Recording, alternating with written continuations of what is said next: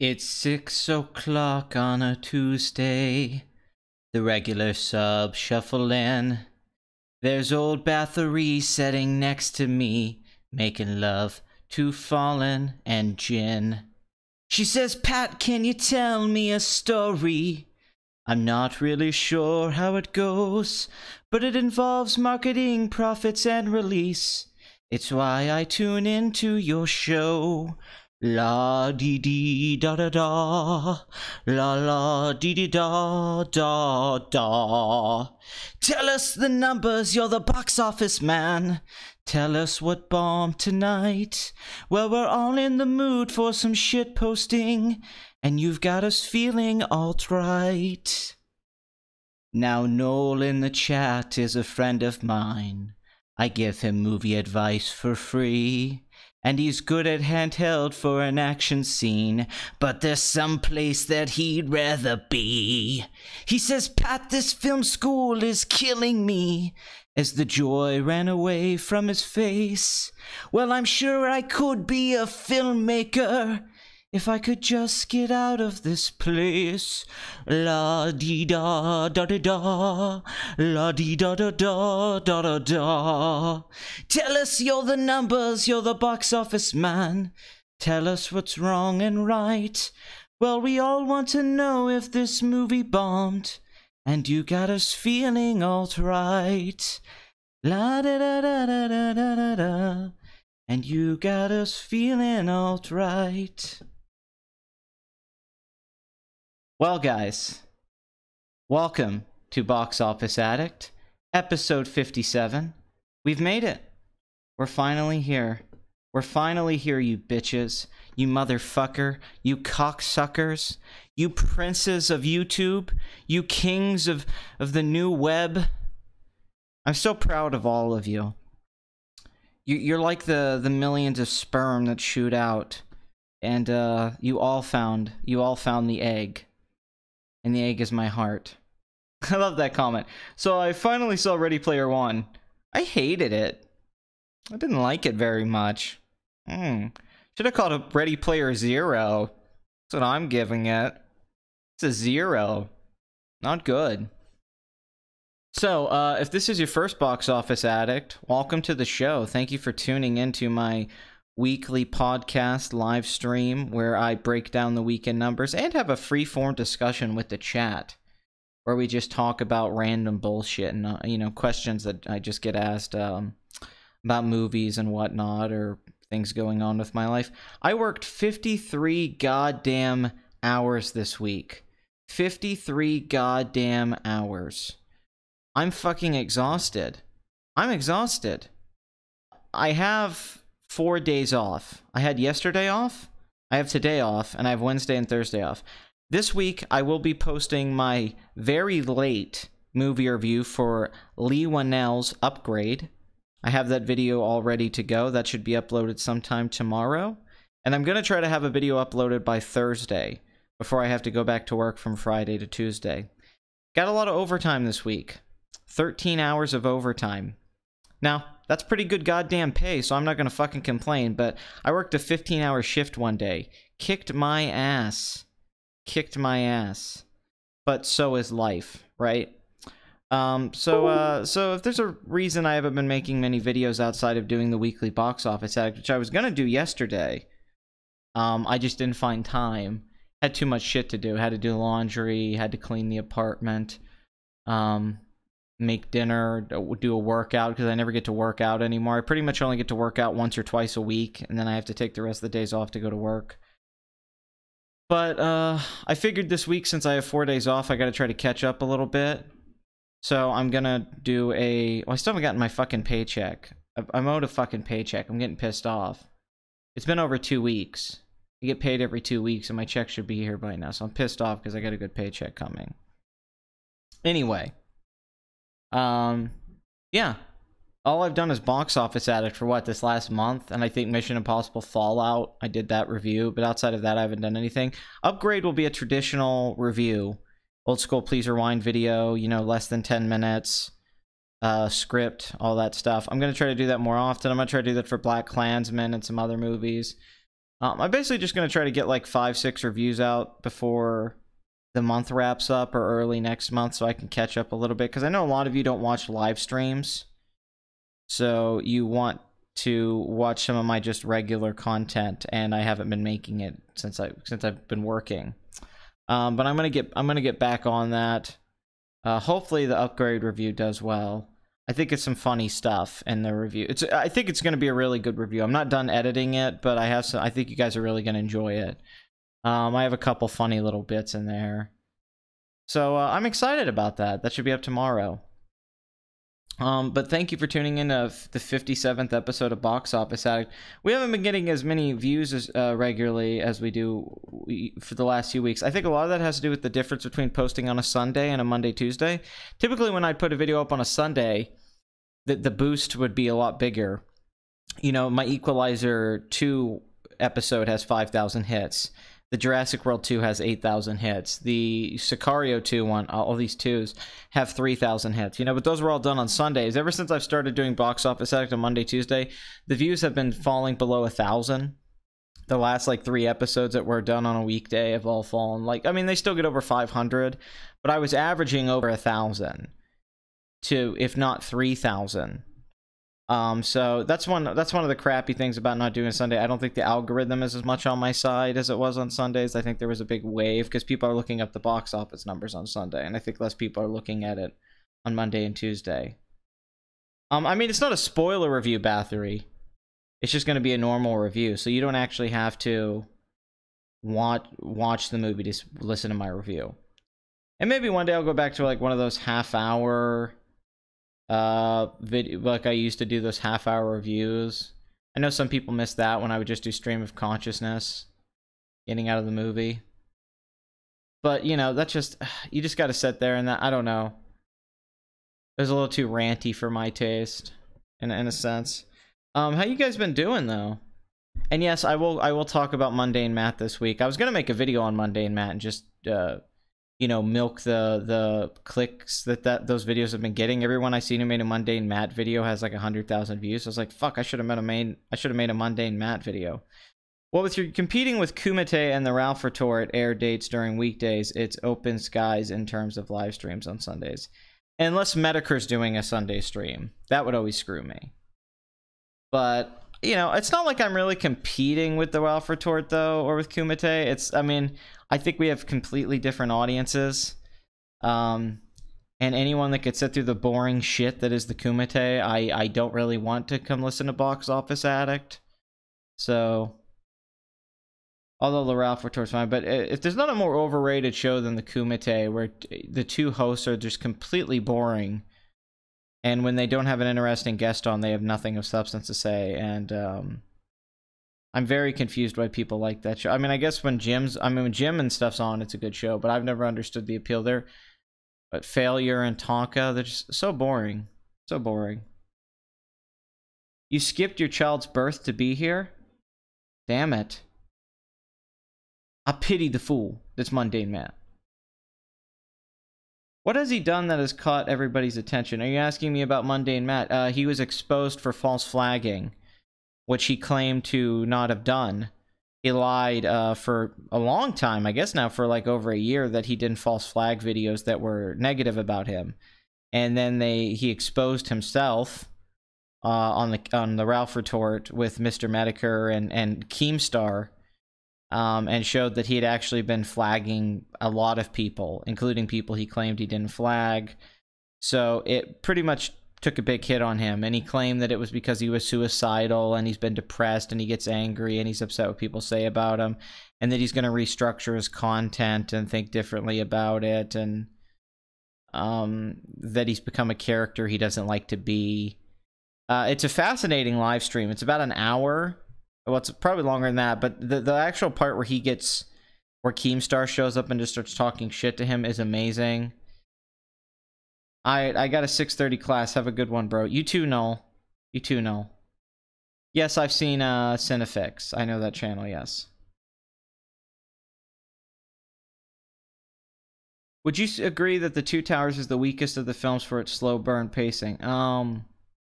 It's debatable. I used to like Two Towers the best when I was younger. But now I don't know. I mean, to be fair, Return of the King actually has pretty slow burn pacing too, though, for being fair. Return of the King just gets by because it's one of the most epic films ever in scale.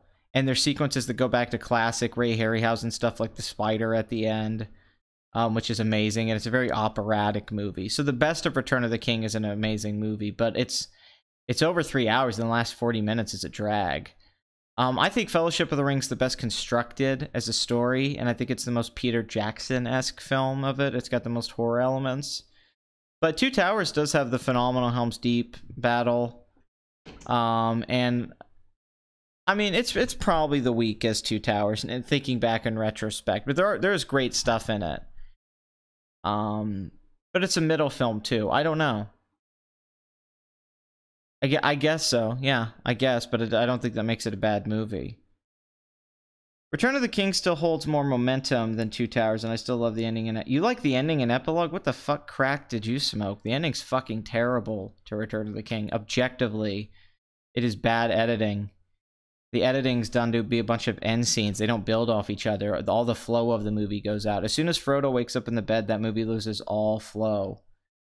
It just goes from like one ending scene to another ending scene with them all bowing for the hobbits, them all kneeling for the hobbits, then them going back to Hobbiton and drinking the beer feels like an ending with the music. Then we get another ending. Poorly edited at the end of that film. Unfortunately, because like the first 2.5 hours of Return of the King is like a pretty fucking impressive piece of filmmaking. It's controlled chaos. It's a lot of excess, but it stays coherent despite that. But I still think Fellowship of the Ring has the best overall structure. Oh yeah, Ralph Retort is definitely better than Kumite. I mean, I don't know. Lord of the Rings TV series. It's not the worst idea in the world, and if they're going to put $1 billion into it, well, holy fucking shit.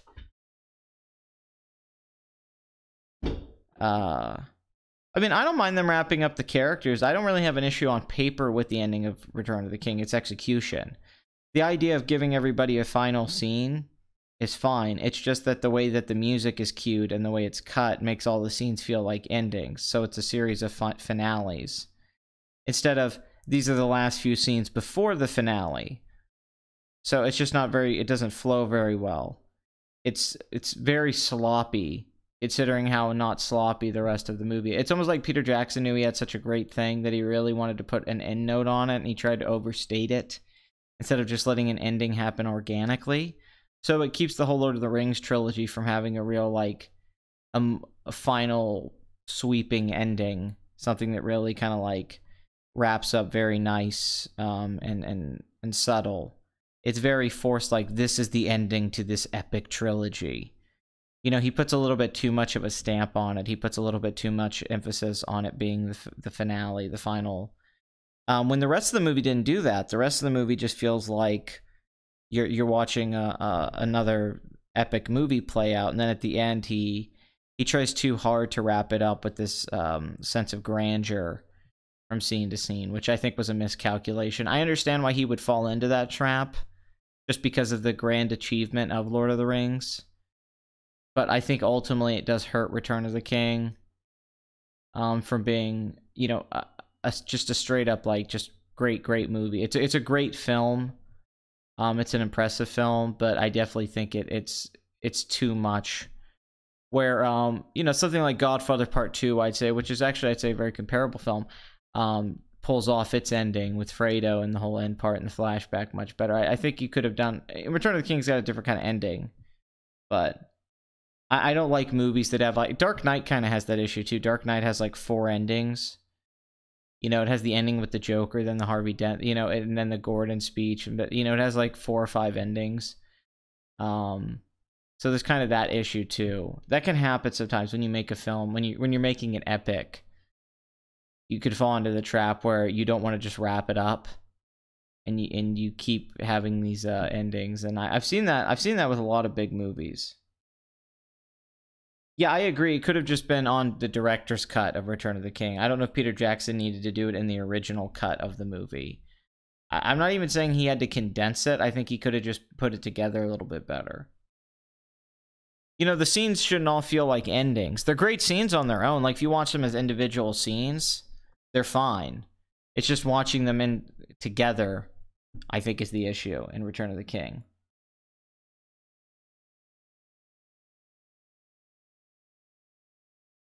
I mean, I hope they cancel Rian Johnson's Star Wars trilogy. I think it's a bad idea. I mean, he's created the most divisive Star Wars film. You know, not even debatable, really. It's the most divisive. People love it and people hate it. And I think keeping him around to make his own trilogy is just a really bad idea. I think having Jon Favreau is a good idea. I think the Game of Thrones guys is a good idea, but I even think J.J. Abrams is a good guy to have on board. Because he makes crowd pleasers. He makes popcorn movies. And I think that's a big reason Force Awakens did so well, is that it was a big popcorn movie. Rian Johnson's trying to make this artsy bullshit that's just not, I don't think, going to connect, and I don't think that would work. I don't think if he went and made his, especially after Solo's performance, I don't think going and him making his own trilogy is a good idea at all. Like, if he was directing Episode 9, I think they'd be okay financially, because I think that film's safe. But I think any spin-off film right now, they have to be a lot more, the word I'm trying to find, I guess, ooh, my computer is being loud. Careful, I guess. They have to be a lot more careful with what they decide to do. Yeah, it is weird there's people who like Final Fantasy 13. I have a lot of friends who like the game, because the game's shit. I'm still confused by that there's so many friends I have who think that's a good game. Or like one of the best in the series. Like, because it's just horrible. It's just a horrible video game. So it's just very confusing.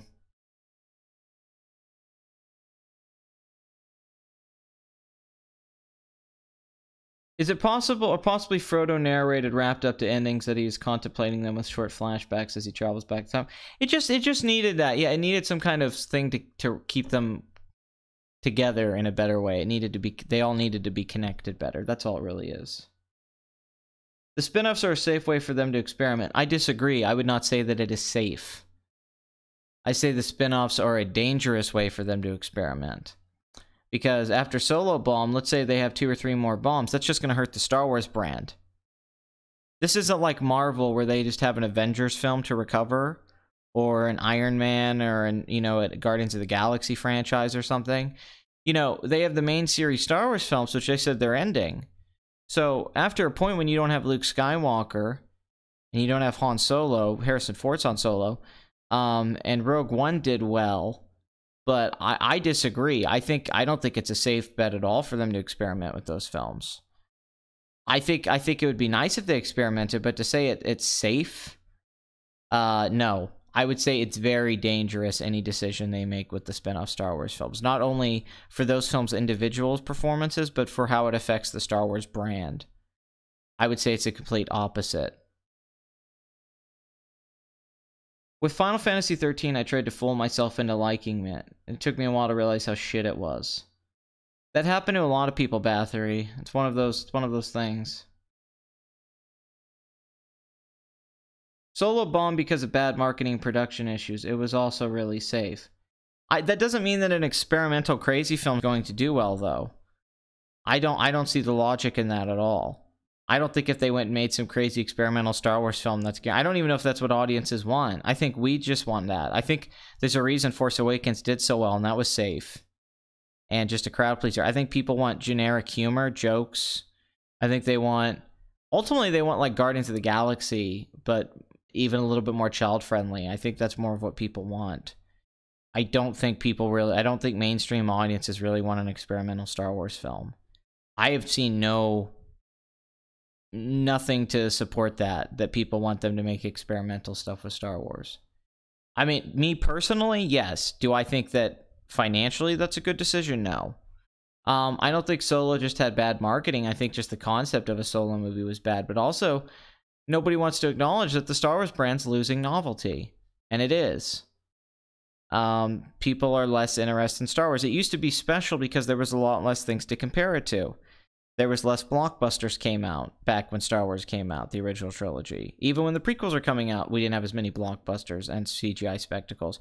We have a lot of movies now. We have Guardians of the Galaxy. We have the Marvel Cinematic Universe. We have the DC Cinematic Universe. We have, unlimited animated films in the Mission Impossible franchise, and there's so many things that come out now that can compete with Star Wars, I think, and I think people were excited out of nostalgia, but after they make so many Star Wars films, what's going to be so special about Star Wars outside of its aesthetics? And how long can you last on aesthetics? So, and the toys aren't selling as well. I mean, I don't see much hope for Star Wars in the next decade. I would be shocked if they make some kind of bounce back on Star Wars. I think it's on a decline, and I don't think they can do much to recover it unless they just make amazing movies. They would have to make like one great film after another. But do you really think that's going to happen? Do you think J.J. Abrams is going to make a great movie? I don't. And I mean, what are they going to do? That's why I think Last Jedi was a step forward. It was actually trying new stuff. Not really. It was actually doing a lot of old stuff. It was just, there was an illusion of it doing new stuff, but it did nothing. That's one of the problems with Last Jedi, is Rian Johnson sets up these things that go to places where it feels like it's going to be new, but he doesn't do it. Like the grayness and the Force in the end with Rey and Kylo. He doesn't commit to it. So it ends up just going back to Kylo's evil, Rey's good. And Abrams isn't going to continue that thread in the next movie. There's been no communication. And I vastly disagree that anything new. The throne room sequence with Snoke is very much stuff we've seen in the original trilogy. Rey training with Luke is like stuff we've seen. He sets up ideas that are new, I agree, but he doesn't follow through on any of them. He only does a few things that are new, and they're like Force things, like Leia floating through space. But that, to me, that's not really exciting. That's just a new Force power. That's not a new piece of storytelling or something we haven't seen with the character before. What he mainly does is he sets up something like, I'm going to go take this in a new way, and then he subverts that. It's all subversion, subversion, subversion. You'll get in a scenario in The Last Jedi where you're like, man, wow, is Rey going to die here? See, that would be new. If Kylo would have killed Rey in front of Snoke, but he doesn't do it. He just has them kill the bad guy, which you could say is new, but it's really not. That's basically what happened in Return of the Jedi. Or you could be like, oh wow, is Finn going to die at the end of this movie?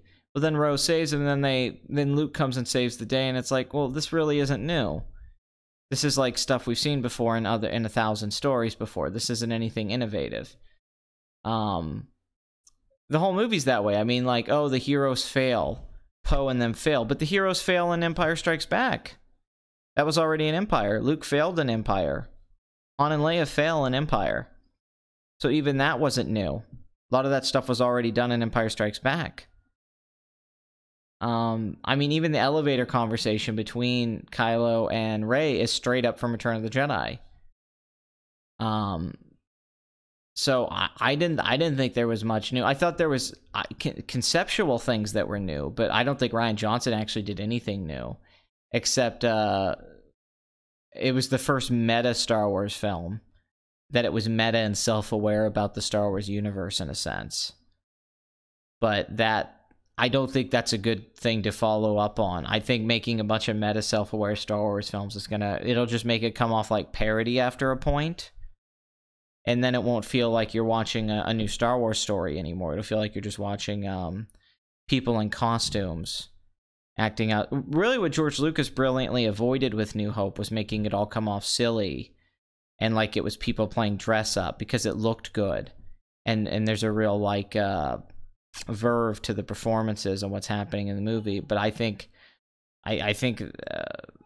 think that's in The Last Jedi. I don't think Rose Tico, is going to stay an iconic character. I don't think she's going to be an iconic character. I don't think that, Rey's going to be a loved character 20 years from now. I'd say that's pretty much set in stone. I don't think people are going to change their mind on Rey in 20 years.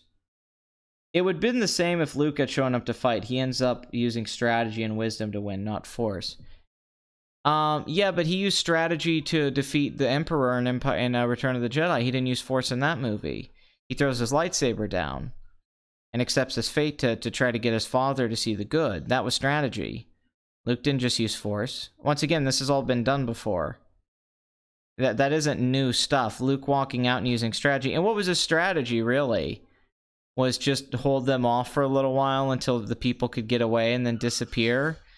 I mean, it honestly would have made more sense for him to just go there in person, fight Kylo, and hold them off. Why did he have to force Skype?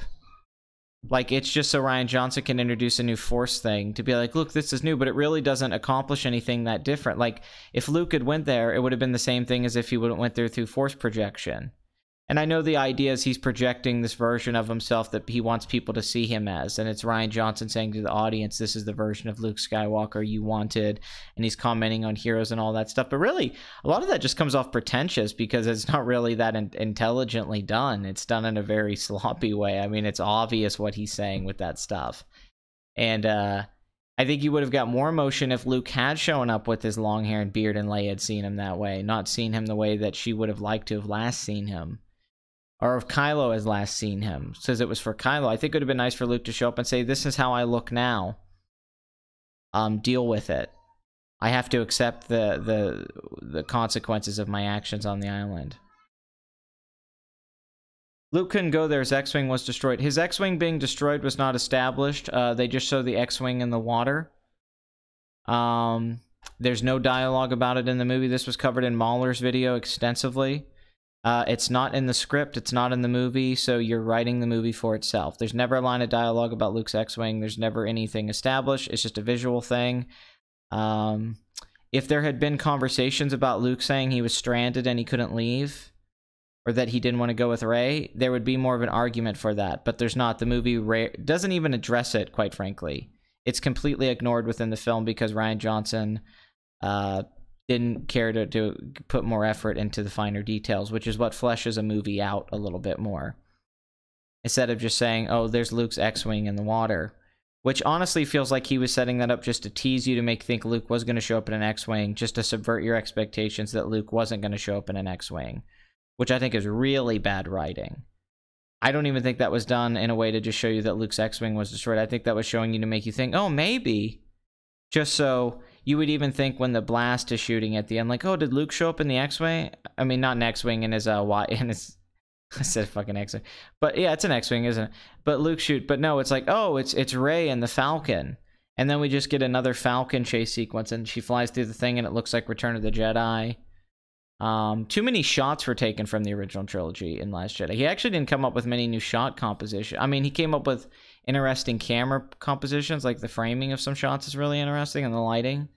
But the actual imagery and iconography is very much stuff we've seen before, which upset me. I was hoping to see new aliens and new kinds of designs in the new Star Wars films. And the thing about the new trilogy is that a lot of it's stuff we've seen before. They're using the same vehicles. The interiors of the ships look very similar to the way they used to look. The sound effects, all that's, the same. There's not enough new to make it feel as innovative as it could feel. Where's the new designs? There's really not that many, and every time there is one, it's kind of meh. Like the cannon they show up with at the end on Salty Hoth. It's just another Death Star cannon, and it doesn't look that great. It's not that cool of a design. Now, that's not totally Rian Johnson's fault. You could blame that on the people who design stuff for the movies, obviously. Yes, they show it. You can piece it together. Mahler just wants things spoon-fed to him. No. Mahler wants things written out in an organic way that makes sense, and not you having to write the movie out for him. You saying that you can piece it together as you're giving your own perception. See, I took that as that was only in the movie to show you, to trick you into thinking that Luke was going to show up and then not show up. That's my argument, that's what that's there for. You have a different perception of what it's there for. I disagree with you. I think Rian Johnson put that there as a tease. Now, you could say it has two purposes. That's fine. But there's no definitive purpose. So at the end, it just kind of becomes pointless. Because Luke shows up anyway as a force projection. And the force projection has a certain meaning. So he basically came up with a really lazy writing technique. Said, I'm just going to have Luke to have no way to get there so I can set up the force projection thing. Instead of Luke choosing to do the force projection for what it has meaning for Kylo and how he wants Leia to see him. That would have a deeper meaning if he could go, but he decided not to. But if you're saying that he just did that because he couldn't go, that kind of takes away the power from Luke's decision to choose to force project himself there. it would actually be more powerful in what Rian Johnson's trying to execute with the force projection had Luke been able to go and chose not to. So it's once again, it's writing that kind of loops around itself that isn't very good, because those pieces aren't connected. It's not like Luke not being able to get there in the force projection. They're actually not that connected from a thematic standpoint. And those are issues. Those are connective tissues that are throughout the whole film. What are some of your favorite books? John Irving books, Prayer for Owen Meany, World According to Garp, anything Mark Twain ever wrote, Dostoevsky, Tolstoy. God, some of my favorite books. I mean, that's just an expansive thing right there. Elmer Leonard stuff, I guess. Blood Meridian, Cormac McCarthy. Philip Roth stuff. I mean, you know. I mean, The Cinematography Rules is one of my favorite books of all time. I like epics about families and books that span years. I'm certainly not going to say Infinite Jest. Fuck that shit. Alright, Madcap. Fuck that shit. Actually, one of my favorite books in recent years was The Disaster Artist, but that's the audiobook that I like because of Greg Sestero. I've read The Long Walk. I've read The Long Walk several times. One of Stephen King's best books. Yes, of course I've read Atonement. I've actually read that author's... I think I've read like 4 or 5 books from that writer. I'm trying to remember the name of the one I read where it's about a couple on their wedding night or like on their anniversary. Really, it was actually kind of boring. Dune. I really like Dune, Frank Herbert. Even though some people think it's a little too clinical and slow, I actually like that about the book. Not the movie. The movie's that way too, though. But I like that about the book. I mean, I'm not as much into fantasy and sci-fi as some people, even though I think like Snow Crash is brilliant. Mainly just humor books about families, books that span, you know, 20, 30 years, if not more, you know, books like that are the kind of books I like typically. That's why I like something like Cinematography Rules. It spans like 30 years, and it's just about life. That's why I'm a big fan of John Steinbeck. Some of his books, all of his books really, but just raw human emotion, I guess. Something I really like, you know, like To Kill a Mockingbird. That would be something that would be up my alley. That kind of story. But In Cold Blood's an amazing book. I really don't have favorite books. I just have a lot of books I like. It's not necessarily like movies. I don't know what my favorite book of all time is, and I couldn't even tell you what my 10 favorite books of all time are. One of my favorite books, I mean, I'll say like 5. I'll just give you like 5 to give you a little bit of an overall. Clockwork Orange, Anthony Burgess, one of my favorite books I ever read when I was a teenager, and I still love it now. Although that's my favorite movie, but the book I think is amazing. Good night, you princess of abortions, you kings of Roe versus Wade. That's amazing. Very well done, Darkwing. I'd say Clockwork Orange. Snow Crash is one of my favorite books. Clive Barker's Magica, or actually Weave World. I actually probably even like more. God, Richard Matheson stuff. The Halloween Tree by Ray Bradbury. Definitely one of my favorite books of all time. One of the greatest children's books ever written. Also, Something Wicked This Way Comes is one of the greatest children's books ever written. Which I'm a fan of children's dark fantasy and stuff like that.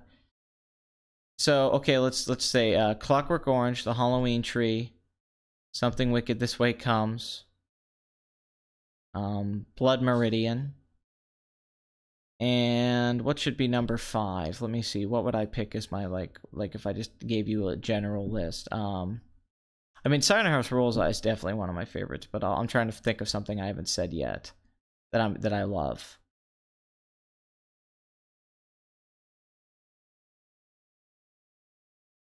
I already said Snow Crash. I don't know, Animal Farm. The ending of Animal Farm always fucks with me when they look at the pigs and they look like humans now.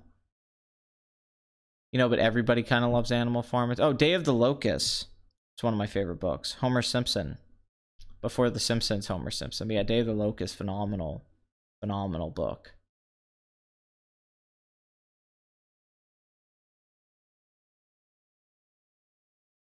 Oh yeah, no, Snow Crash is amazing. Snow Crash is everything Ready Player One wishes it could be. Have movies in general lost novelty unless they're super stuff like Marvel? No, movies still have a novelty. You can still have something like It, or even The Meg, or Get Out. A movie can still have novelty and tap into something. So no, it's just a lot. It's a lot less now, for sure.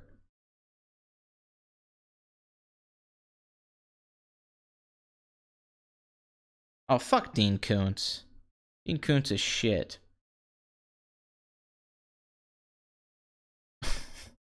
No, I do not like Dean Koontz. I'd rather read Michael Crichton or a generic Stephen King book than a Dean Koontz book. Dean Kuntz. Ordinary People's actually a really good book. Very YA. I go back and forth on Catcher in the Rye if I like that book or not. Sometimes I hate it, sometimes I think it's alright. Hitchcock Truffaut is an amazing book, but it's just an interview with Francois Truffaut talking to Alfred Hitchcock. I really like Rob Sheffield's books. Love is a Mixtape, talking to girls about Duran Duran. I'm a big fan of those. I like Steve Martin's books. I mean, these are all modern books. I'm not talking about like classics. House of the Dead, Dostoevsky's one of my favorite books. I've read that book a few times. I mean, The Symposium, I guess. Read that like 6-7 times.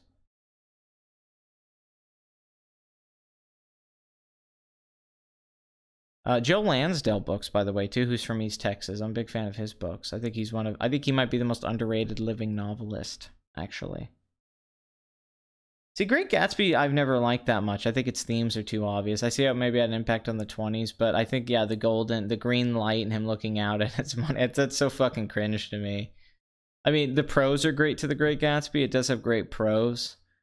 But man, the subtext is so on the surface, it's grating.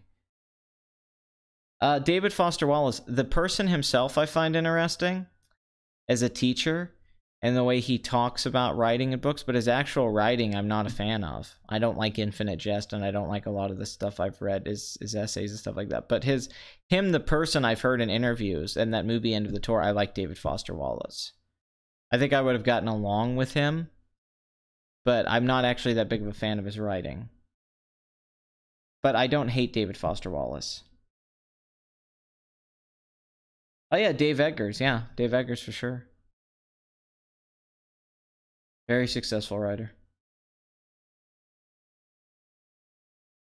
The eyes of God are watching, Billboard and Gatsby. Yeah, no, Gatsby's just so, like, look at this subtext. You know, which is why they teach it to you, because it's like a subtext for dummies kind of book. Like, it shows you, like, this is how you do this kind of stuff when you're writing. But I'm not knocking it. I mean, it's not like Great Gatsby's a bad book. It's not. It's just not, I don't hold it in the high esteem some other people do. But I don't think it's, like, awful. Okay, yeah, we should get to the box office. Let's start with Incredibles 2, which made $2.3 million this weekend. $1,121 million worldwide. This is a massive, massive hit with a $200 million budget. Marketing, Brad Bird's highest grossing film. Should be able to make $600 million domestic. It didn't look like it was going to be able to make it after the second weekend drop, but it's done it. It's going to reach it. It's the highest grossing Pixar film. Honestly, I don't know if it'll pass Frozen. Frozen is still the highest grossing animated film right now with $1.2 billion. It's passed it domestically. If it could reach $600 million foreign, it could pass it, and this could become the highest grossing animated film of all time. So just a major success, like it was expected to be. So good for Brad Bird. It's a big return to form for him. I didn't love the movie, but You can't deny the success.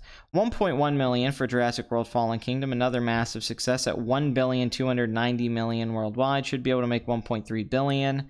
That's only $300 million less than the previous film. Honestly, this is doing Last Jedi, Black Panther numbers. Domestically, it's not, but the international numbers are fucking phenomenal. So get ready for the next Jurassic World film. The Spy Who Dumped Me continues to be a financial, just a bomb, really. 59% drop, 2.6 million, 29.9, well, 30 million, domestic, 43 million, on a $40 million budget. So that Mila Kunis, Kate McKinnon action comedy's not doing that great. Ant-Man and the Wasp made 2.6 million, which puts it at $208 million domestic. That's ahead of the first Ant-Man's, 180 million. 257 million foreign. Still hasn't opened in China yet, I don't believe. 466 million worldwide. The first Ant-Man made 519 million worldwide. So it hasn't reached that yet. So this still continues to be one of Marvel's, lesser films, although it's now past Thor 2 at the domestic box office, but not even close worldwide. Equalizer 2, 2.8 million, 94.7 million domestically. The first one made 101 million. This one should be able to get around there. 124 million worldwide. First one made 192 million. This is on a $62 million budget. Denzel Washington continues to have a very consistent track record at the box office of being able to make films in the $80 to $90 million domestic mark, over 20 million to 30 million openings. One of the most consistent track records, quite frankly, if you actually look at his career. I mean, if you look at this 34, 34, 27, 24, 40, 22, 32, 23, 43, 20, 28, 20, 22, 20, 22. He's been doing this for years. Very consistent box office track record. From Anton Fuqua, director of Training Day. Mamma Mia 2, 3.4 million, $111 million. Cannot reach the 144 million of the first movie. Let's not even include inflation, because that movie made a lot more money. But 319 million worldwide. The first film made 609 million. This film has a lot more markets to open in. This should honestly be able to make over 400 million worldwide. So with a $75 million budget, and this is going to make over 400 million, if not 500 million, this is a very successful movie. Maybe a slight disappointment domestically, but internationally, of course, because of the success of ABBA, it didn't really need to be a big hit domestically. Hotel Transylvania 3 continues to be very impressive at the box office. It's passed the first film domestically with 153 million. The first one made 148. The second one did 169, but this should be able to honestly reach 160. And worldwide, this looks like it's going to pass 2, which made 473 million. This is at 426. This could end up being a $500 million worldwide grosser with a $80 million budget, the budget of the previous two. Genndy Tartakovsky. This is Adam Sandler's most successful franchise. This in the Grown Ups franchise. So I'd say get ready for Grown Ups 3 and Hotel Transylvania 4, because Adam Sandler's, of course, going to milk this for all the money it's worth. And this is just... That first film was so good. It was such an instant Halloween classic. I guess they've just got a lot of goodwill out of this. Kids really like these movies. But this is honestly, and they're smart, they keep the budget low, like Illumination.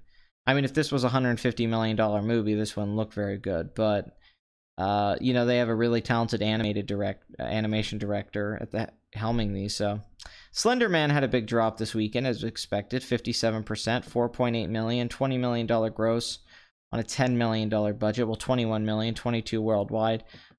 It'll probably break even eventually on home video or something, but not a great performance. Black Klansman had a good hold this weekend, 31.9%, $7.3 million, $23 million domestically, $15 million budget. This is Spike Lee's probably, since Inside Man, this is his highest grossing film so far, which Inside Man was actually a hit. But most Spike Lee films don't even do over 20 million. This looks like it should be able to wrap up somewhere around 35, 40 million. We'll have to see how the international numbers do. This is his best reviewed film outside of the Contrita documentary he made in, 20 years. Although I really liked Chirac. I thought that was the return to form. Jason Blum, Jordan Peele produced this. It's doing okay. It isn't the breakout film I think they thought it was going to be. I think some people thought this would open to 15, 20 million and then make like 60, 70 million. It doesn't look like it's having that breakout performance, but for being a $50 million film, it's not doing bad. and overall it should be able to break even. But I think there was a thought within the industry and with some people working on this that it was going to, Rotten Tomatoes even wrote an article about it, that it was going to break out and make like over 20 million. That didn't really happen. Because Spike Lee as a filmmaker is just kind of crazy, and I don't think he's ever really translated into the mainstream, except maybe Inside Man, which is one of his most mainstream movies. But for the most part, his whole career, he's been more of a name than actually a financially successful director. I don't think he's ever... He was probably at his most prominent in the late 80s and early 90s. That was probably when he was his most popular. When he was doing those Nike commercials and When Do the Right Thing came out in Malcolm X. I'd say since then he's never really been a draw. You know, and he directed Michael Jackson, They Don't Really Care About Us, and all that stuff. I'd say at that point Spike Lee was really famous. Disney's Christopher Robin continues to have a very disappointing box office run. 8.8 million, 66 million domestic. This is a $75 million movie, 90 million worldwide, directed by Mark Forster, who did Finding Neverland, World War Z, The Kite Runner.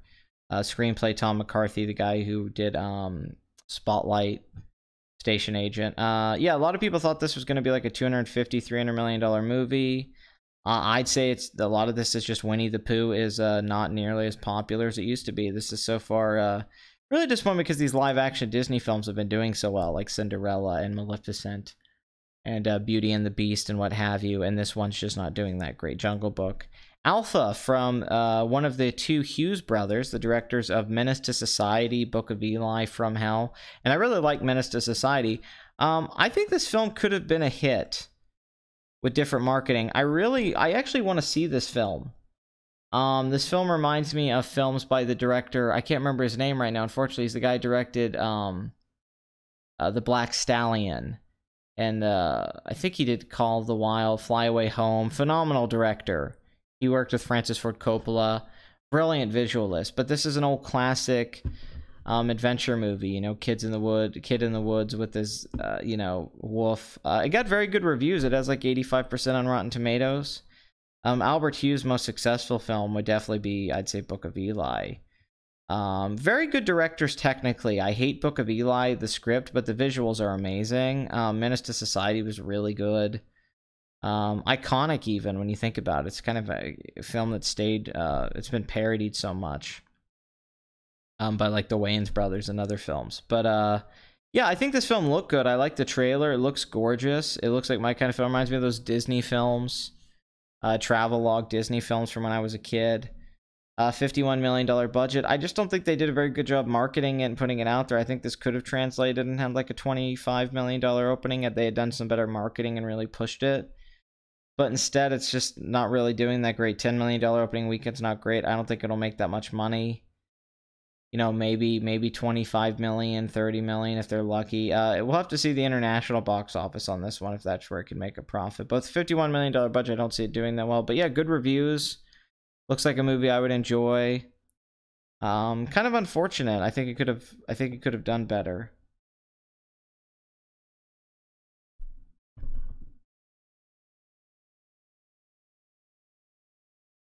You think they renamed Christopher Robin and Winnie the Pooh would have made a difference? No, I don't think it would have made much of a difference. I did get around to seeing Christopher Robin last week. I thought it was okay. My biggest thing is it really didn't do anything new with it. Yeah, I've heard that.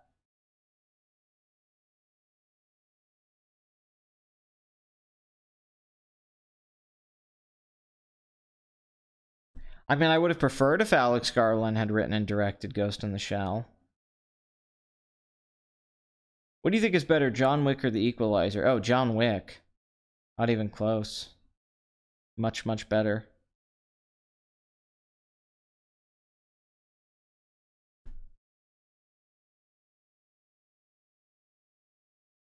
Yeah, Book of Eli could have been great. The whole ending that it's the Bible and he's blind. I was laughing. I was fucking laughing at the end of Book of Eli.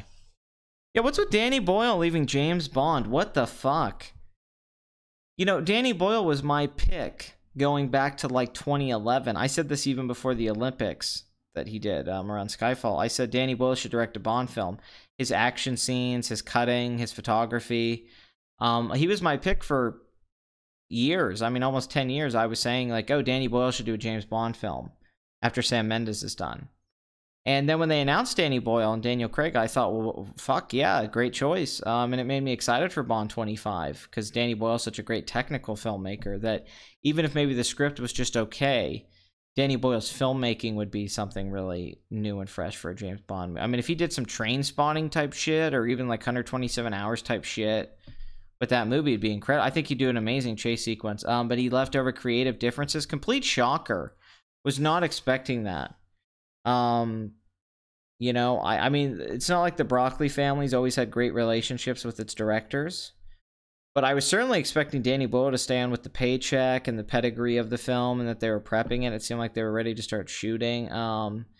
It's those pesky creative differences. I don't know what the fuck that means ever. I don't know what it meant here. I don't know who they're going to bring in. I hope they don't bring Sam Mendes back, even though I really like Skyfall, but I don't want to sit through another Spectre. Maybe they'll be able to convince Matthew Vaughn to come in and direct it. You know, after Kingsman 2, maybe they could be like, hey, Matt Vaughn, do you want to come do this? You worked on Layer Cake with Daniel Craig, so who knows? Steven Soderbergh, you know, I think they need to really, like, I mean, I know they asked Denis Villeneuve. I know they've asked a few other people, but Danny Boyle, I thought, was a phenomenal choice. I think Danny Boyle could have made a great James Bond movie. I think it's been clear his whole career that he could have done a great, and it would have been a very British James Bond film. So I don't know who they're going to go with. Honestly, that's a confusing thing to think about, is why did Danny Boyle leave? What were they fighting over? And who's going to replace Danny Boyle? What are they going to do? And I can't think of it, honestly. I mean, I guess there's a lot of people they could get, but who are they going to get is the question. And what's the plan? What's going on with Bond 25 that would make Danny Boyle leave? I mean, what kind of film did he want to make? You know, because we're never going to hear this stuff. Everybody signs non-disclosure agreements. So what was he disagreeing with them on? Is my wonder. Because he's made studio movies. I mean, it's not like Danny Boyle's just made art films. So what was the argument about? Was there any, I mean... Yeah, Ryan Johnson's not going to get a James Bond movie. I wouldn't mind if Martin Campbell came back. I think Martin Campbell's best work is his James Bond movie, so maybe that'd be nice. I would be fine. I would be fine with Martin Campbell coming back to James Bond. I don't know, hire the guy who directed the Raid movies. Get him to come in. You could probably get him. Chris Nolan's not going to do this until they reboot it. Chris Nolan wouldn't do it. He said that even, that he's not going to do Bond until he gets to reboot it. So, I mean, I wouldn't mind Chris Nolan coming in and doing Bond 25. I think that'd be awesome, especially after Dunkirk was so good. I would love to see Chris Nolan's James Bond movie, but I don't think he's going to come in. He might never come in, honestly, but if they were... I mean, it wouldn't be bad timing because Chris Nolan just got done with Dunkirk. They need to fill the spot. They got Danny Boyle gone. I mean, Chris Nolan, you know, throw some money at him. You know, be like, hey, we'll give you like, you know, $10 million, which is a huge payday for a director. I mean, Nolan makes more money than that because he's a producer, but like, give him some back end and say, because that's what good marketing would that be? Chris Nolan's Bond. I mean, that could make $1 billion easily. So, I mean, that would be a good financial decision, but that doesn't mean Nolan would do it. I don't know. I mean, if it was me, I would try to get Matthew Vaughn or someone like Steven Soderbergh, because he just worked with Daniel Craig on Logan Lucky. I would try to get somebody that you know could come in and deliver. Because that's what you need right now. You need somebody who has a good track record. I mean, the John Wick director would be awesome, too. For sure. I mean, there's a lot of people that I would like to see direct James Bond. Edgar Wright would be cool. Yeah, Edgar Wright, that'd be a great high-profile film for him.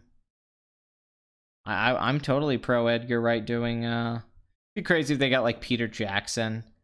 Like, fucking Peter Jackson came and directed one. I know Spielberg always wanted to do one. They wouldn't let him direct him, and then he did Indiana Jones, but, I mean, there's probably about 10 directors that they could pick from. That they're going to get a high profile director. They're not just gonna go get someone like a Dan Trachtenberg or something like that, or give it to like Damien Chazelle or something like that. They're gonna look for somebody high profile who's been around like a long time. So I don't know who they're gonna go with. Ron Howard. They'll get Ron Howard. They're definitely not gonna get James Gunn. I don't think they're gonna get James Gunn. Hideko Anno, no. They're not gonna hire him either. I mean, I don't think you guys are throwing out bad choices. I just don't think it's gonna happen. I don't think those are bad choices. But they usually play it pretty safe with Bond directors. I mean, you can just go look at the Bond movies. They don't usually go crazy with who they choose to direct. I mean, Sam Mendes was honestly one of their higher profile choices. I mean, Mark Forster was a weird fucking choice. That was out of nowhere. Let's get the guy who directed Finding Neverland to do James Bond and Monsters Ball. Let's get that guy. What the fuck was that? And Quantum of Solace is fucking awful editing. Gareth Edwards? I mean, I don't know. I mean, I don't know who they're gonna... Actually, you know what? I actually don't think Ron Howard would be bad. I've said that as a joke, but Ron Howard's James Bond probably wouldn't be that bad. All things considered. I mean... Yeah, I mean, I think I named everyone that they probably are going to talk to. I mean, I'd be shocked if they pulled someone out of their ass that I didn't see coming. Like Cary Fukunaga, that would blow my fucking mind or something.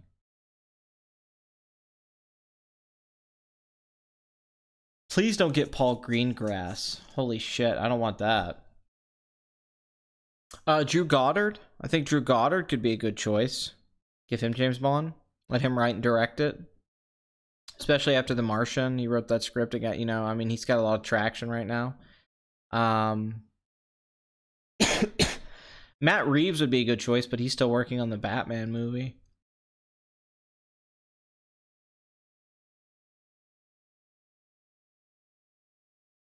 I mean, honestly, the John Wick... I mean, the Russos... I mean, they'll have time if they're done with Infinity War prepping it. So maybe, oh, Christopher McQuarrie. I would love if Christopher McQuarrie did that. I just don't think I would love... Oh, Alfonso Cuarón, yes. And Alfonso Cuarón did a Harry Potter movie, so he's shown that he's willing to do franchises. I think Alfonso Cuarón would be a terrific... Oh, I would love to see his fucking... Although I kind of want him to direct everything visually. Like, he's one of my favorite directors. I've been a fan of Alfonso Cuarón forever. I mean, even as early... I mean, A Little Princess is a phenomenal film from the 90s. My main issue with Idris Elba is just his age. I think 10 years ago, I would have had no problem with Idris Elba, but it's like he's going to be near 50 when he's going to be like Roger Moore, where he's really old playing James Bond, starting out. And I just don't know. I don't know how many films they could get out of him, like 3 or 4. I was kind of hoping they would go with like an actor in his 30s, not really an actor in his late 40s. Not that Idris Elba looks old. He doesn't. He's aged well. And I think he would be a good James Bond, but I think they could have, you know, I think they had Dan Stevens and Tom Hiddleston and other guys to go talk to. I don't know. My pick's Dan Stevens. I think Dan Stevens should be James Bond, but I guess they don't. I don't know if he's even been thought of. Yeah, I mean, maybe they're thinking with Idris Elba's the black thing after how well Black Panther did. And like Get Out, maybe they're thinking that's kind of where things are going. And it's really, they're not wrong. Really, there seems to be a financial benefit to making a black film right now, a black blockbuster. So maybe that's their thinking is, you know, we could make $1 billion James Bond film again with Idris Elba. But if you're going to do that, I mean, if you're going to cast someone like him, you might as well just cast like a younger actor who's black. If you want to, like, I'm not anti-black James Bond, but why not just get a guy who's like 35? I mean, Idris Elba isn't the only British black actor out there. There's so many guys you could get. So, you know, why not get someone who could be James Bond for like the next decade instead of a guy who's going to be really old after a couple movies? So, yeah, I don't think Idris Elba's a big star. I don't think he has any box office pull. You'd probably, so might as well just get a young actor. I mean, you could get a guy like you know, I mean, Chadwick Boseman actually was a good choice financially for Black Widow, but you know, you could get someone like that who's really popular. That's a young actor. David Oyelowo, or what's his name? David Oyelowo, the guy who played Martin Luther King. And was in A Most Violent Year. I think he would be a good James Bond. You know? Oh, I would love Idris Elba as a Felix Leiter. I think he would be great. Jeff from World Class Bullshitter says he doesn't want a Black Bond because it doesn't match with the novels. Well, see, that's confusing to me because the James Bond movies in general don't match with the novels. So what does it matter?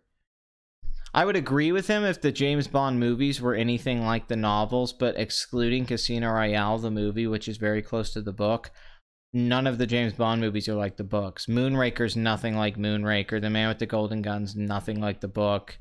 I've read every Ian Fleming James Bond book like many times, and they're amazing, but they're nothing like the movies. Excluding maybe the Sean Connery, like From Russia with Love, and that's kind of close to what the books are like tonally.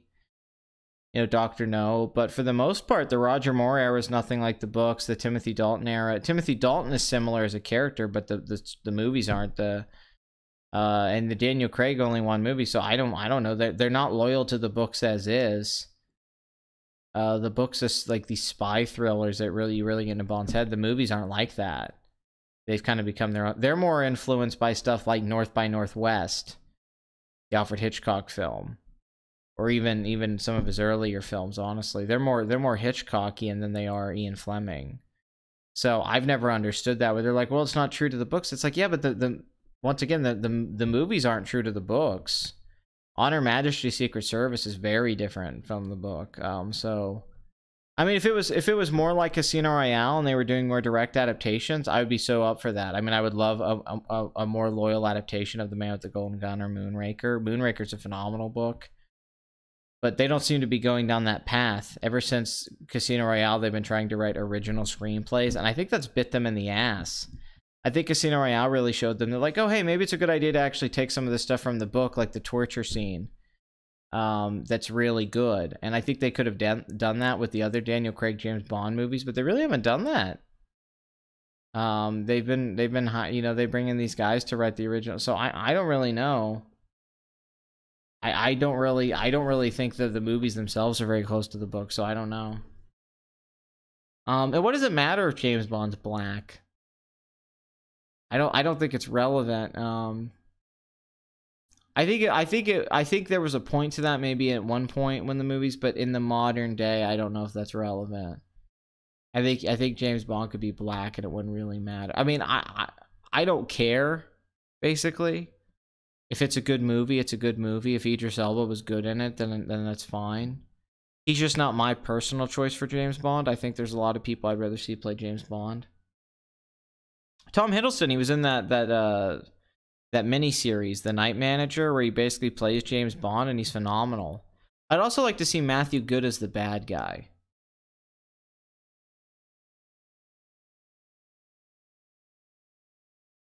Yeah, The Shining's nothing. Yeah, I'm not a book purist.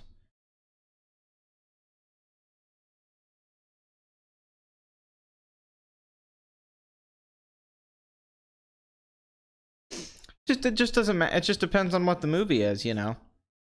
If the movie's good. It's that kind of thinking that got us the Dark Tower movie. I mean, I suppose, I think the Dark Tower movie is just to keep Goldsman's a hack. And it was a bad idea to not just adapt the Gunslinger. I mean, him playing Roland wasn't necessarily my issue. It was the whole fucking movie's terrible. But once again, the James Bond movies are not loyal to the books. So it doesn't matter. They've already, there's not been a consistency with the books being adapted properly into movies. That's not, GoldenEye is nothing like a James Bond book. You know, I mean, that's all I'm saying. I would agree with that if I felt like the films were closer to it, but they're not. They never have been. When people say that, I'm like, have you ever read a James Bond book? Like, they're nothing like the movies. They're so different. The movies are so much more visual and about action. The books really aren't action stories. It's not about James Bond like big action set pieces and fighting people like that. That's not what makes them good. I don't think The Shining's a great book. I think it's a good book. I've never understood the love for it. I don't think it's a great book. Anyway, Alpha, 10.3 million, didn't do that great. Unfortunately, Mission Impossible Fallout continues to perform very well.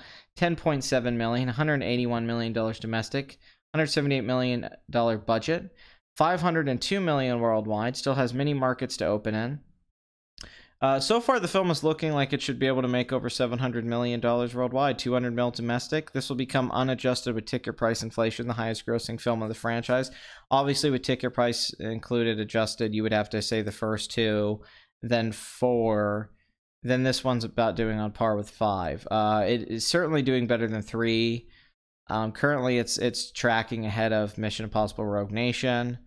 If it can make over 700 million worldwide, it'll officially become Tom Cruise's biggest film worldwide, and it'll become the biggest film of the series. So that $180 million budget, you have to assume marketing was pretty big on this. I saw a lot of trailers for this. But overall, if this makes 700 million worldwide, but it looks like it's going to, because it should make another $200 million, or at least another $150-60 million internationally. It should be able to make 500 million internationally. A 700 million plus worldwide total is great. That's the best they could have hoped for. I mean, the best I guess they could have hoped for was this breaks out and makes like $1 billion. But, you know, that opening weekend being decent, 61 million, but not this breakout. But the holds have been great every weekend. This is performing really well. The word of mouth certainly good. Best reviewed film of the franchise, best reviewed blockbuster of the summer. Very critically acclaimed movie. I like this movie a lot. So I'm glad for Christopher McQuarrie. I'm glad for Tom Cruise, Henry Cavill, everyone involved. So I guess maybe there's one more Mission Impossible film left with McQuarrie, and hopefully that's the final Ethan Hunt story. But this film did really well. And this franchise has stayed, you know, popular after 22 years. But obviously, yeah, if you look here, ticket price, you know, Mission Impossible 2 and the first one, you know, I mean, oh, sorry, those are worldwide. Although $457 million worldwide in the 90s, but they, you know, those films are both made over 300 million. But yeah, you have to understand, 457 million that first film made in 1996, that's huge. That's so much bigger than these numbers. But yeah, if you look at Tom Cruise's filmography, only War of the Worlds is in there, and the rest is Mission Impossible films. And 3 is all the way down here. But there's Ghost Protocol, 694 million. And that would be over 700 million now. So Ghost Protocol was really a successful movie. Looking back on it, that was really, like, that was the film that broke out. That got big outside of just the context of the franchise. I'd say these last two films have honestly just been people who've fallen in love with the franchise in kind of its rebooted form. And if you consider this kind of like the third film in a trilogy, it's doing well. Mile 22, the Peter Berg film, Mark Wahlberg, 13.7 million, $50 million budget. Peter Berg's had a bad go at it with Mark Wahlberg. I love Peter Berg too, big fan of him. I really like Very Bad Things. Friday Night Lights, the TV show, I think is phenomenal. I like the movie. I love his handheld camera work and explosions in the sky. I don't like a lot of his movies. Obviously, Hancock's not good. I don't like Battleship. Lone Survivor's actually badass. That was his last like hit. That cost 40 million and made 154 million. That was actually very successful. But Deepwater Horizon, which I liked, had a disappointing box office performance. 110 million budget. Only 121 million worldwide. Then he did Patriots Day, which I also liked. Got very good reviews. $45 million budget, 50 million worldwide. So his last few movies of Mark Wahlberg just haven't been doing well. I think they need to stop collaborating. They're not going to recreate Lone Survivor, which I think was really the military aspect that helped that film, because here we are 3 films in a row that are basically bombs. The Battleship bombed. Hancock was a hit. The Kingdom did good. Friday Night Lights was a hit. But outside of that, you know, but Peter Berg, I think, is a very talented, smart filmmaker. I've been a fan of his for a long time. Marky Mark's career in general has kind of been on the decline from the peak it was at a few years ago. You go back just a few years ago, Mark Wahlberg, you know, he had you know, The Fighter was this big hit, and the other guys, and then Contraband and Ted was a huge hit. And, you know, some films didn't, but then Two Guns and Lone Survivor, and then he was in Transformers. He just had a run here where, you know, he was in Date Night, and, you know, for a little bit here, he wasn't in some hit movies like Max Payne and all that. But for a period there, Mark Wahlberg was really turning into a big A-lister, like big time. And he's kind of been on the decline, you know. Like Daddy's Home was a huge hit, that franchise, but everything else he's done in between, outside of like even Transformers Last Night didn't do that great. All the Money in the World. If it wasn't for the Daddy's Home franchise with Will Ferrell, I don't know if he would have much right now. His career's definitely kind of been on the decline. Even though I don't think the movies he's been in has been bad. I don't think Deepwater Horizon's a bad film, and I don't think Patriots Day is a bad film. But Mile 22 didn't get very good reviews. But yeah, it seems like Mark Starr is fading. He needs to start going and beating his chest in the mirror like he did in Fear. And Peter Berg just seems to be having some bad luck. Although I once again, I do like him as a director, but I think he needs to make like a low budget indie drama or something and quit trying to make these like $50 million, $80 million movies. I don't think it's working out. Patriots Day people thought was going to get like Oscar nominations. The Meg had a decent drop in its second weekend, 53%. $21 million this weekend, $83 million domestically. But the real stories here is the international performance.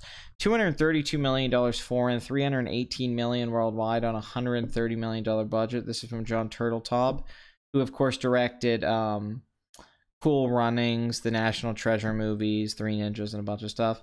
Looks like right now this film could make $500 million worldwide. It'll definitely make $100 million domestic. We talked about this last week in the shocking opening weekend of $45 million for this film, when everybody thought it was going to do like $20 million at best. Surprise hit with Jason Statham, shark movie. So it should make over $100 million domestic. With that big drop, I don't know if it'll have a huge multiplier, but internationally it's doing very good. This was co-financed by a Chinese production company. The budget seemed a little high and crazy, but yeah, if it makes $500 million, they should be able to break even and make a profit. So, despite kind of a pretty steep drop in its second weekend, the Meg's certainly still overperforming above what I think anyone thought it was going to do. So good for the Meg, good for that movie. Take an interest in science. Jodorowsky is good crazy. What movie should I rent for Halloween to watch at my student apartment this year? Something by Frank Henenlotter, maybe like Brain Damage. Nightmare on Elm Street 3, The Dream Warriors, Suspiria. Mad Monster Party. Although that movie aged pretty badly. It's just a bunch of bad musical numbers now. Halloween Town.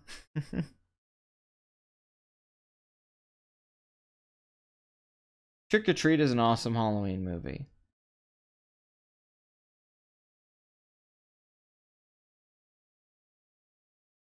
Yeah, no, The Happening Twist isn't that stupid. It's just, yeah, the movie itself so badly made. Like, I actually think that could have been a creepy movie if done better. With the plants killing you. I thought with maybe word of mouth and marketing, it could have made $1 billion like Skyfall did. I think maybe it could have, but I think there seems to be a roof. There's a ceiling with the Mission Impossible films and Tom Cruise. You think they could make Mission Impossible without Cruise? I think it maybe. I don't know. I think that's a very debatable thing. I'm not really sure. Retro games? Super Metroid, man. I mean, there's so many. From the SNES, I mean, Chrono Trigger.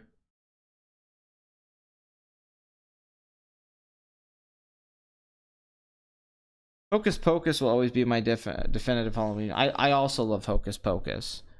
Hocus Pocus is a great Halloween movie.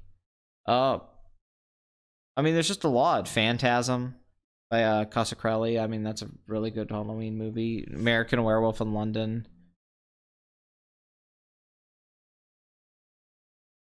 I mean, there's so many. Creep Show, Night of the Creeps, Monster Squad, The Halloween Tree, the animated adaptation on Cartoon Network from the 90s is phenomenal. Scooby-Doo, episodes of Scooby-Doo, the Scooby-Doo movies like Reluctant Werewolf or Ghoul School. Zombie Island.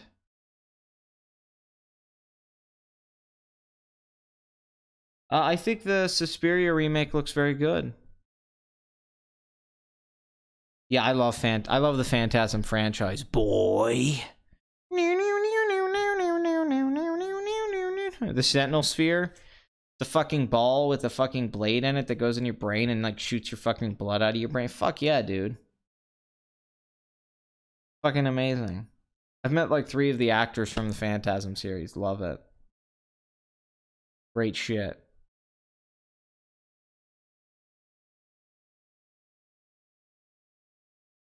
Yeah, rip Angus Graham.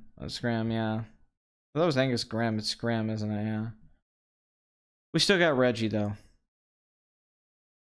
He's still delivering ice cream and playing guitar.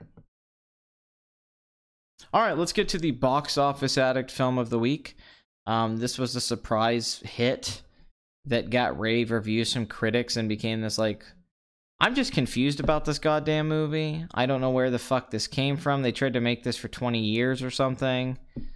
Anyway, Crazy Rich Asians, which is one of the weirdest titles I've ever seen in my entire fucking life. $26.5 million over the weekend, $35 million so far because it opened during the weekday on a $30 million budget. Going into the weekend, some people thought this film would perform even better, like open to 35 to 40 million over the weekend, but it's still good. Did good. This is from Jon M. Chu, who directed Now You See Me 2, Jim and the Holograms, G.I. Joe Retaliation, the Justin Bieber movie, and Step Up 3D, which is fucking awesome. Let me make this very fucking clear. This movie right here, Step Up 3, is one of the most badass modern day, like, B movies. I highly recommend this film if you like B movies from the 80s. This film is fucking amazing. I love Step Up 3D. It's got awesome dance scenes, the energy of it. It's super fun. This movie's fucking great. Fuck the first Step Up with Channing Tatum with Charming Potato. Step Up to the Streets, whatever. You know, sure, the chick in it's super hot, made a lot of money, whatever. But Step Up 3D, yeah, that's the good stuff. This is fucking magic. Jon Chu's a very good technical director. He makes very pretty movies. I mean, like, Now You See Me 2 is a pretty movie. And that was actually a hit. That's a popular franchise. It didn't do as well domestically, but worldwide it made $334 million. You know, but he did 2 of the Step Up movies. Justin Bieber, Never Say Never. That just makes me think of Pop Star, Never Stop, Never Stopping. That was very successful. But this is one of his more successful films, I guess, when you think about it. I mean, it isn't like G.I. Joe numbers, but it's almost like 93% on Rotten Tomatoes. They worked really hard to get it made. I swear I think they said they've been trying to make this movie for like 15, 20 years. But it's a film for the Asian American market, which is an art market that's really ignored in America. They're about, I think, 6% of the population, even though I wish there was more. I actually would love if we had a bigger Asian population. I would love if it was like 15, 20 million people. Personally, I would just be, I like Asian culture. I like Asian people.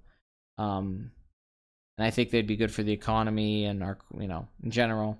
But just like there's been black films been made recently that's been tapping into a market that was sort of ignored. Here we go with the Asian market, which seem to be nearly as big as the black market, but $26 million opening weekend. You know, this is the first rom-com in years to actually open over 20 million.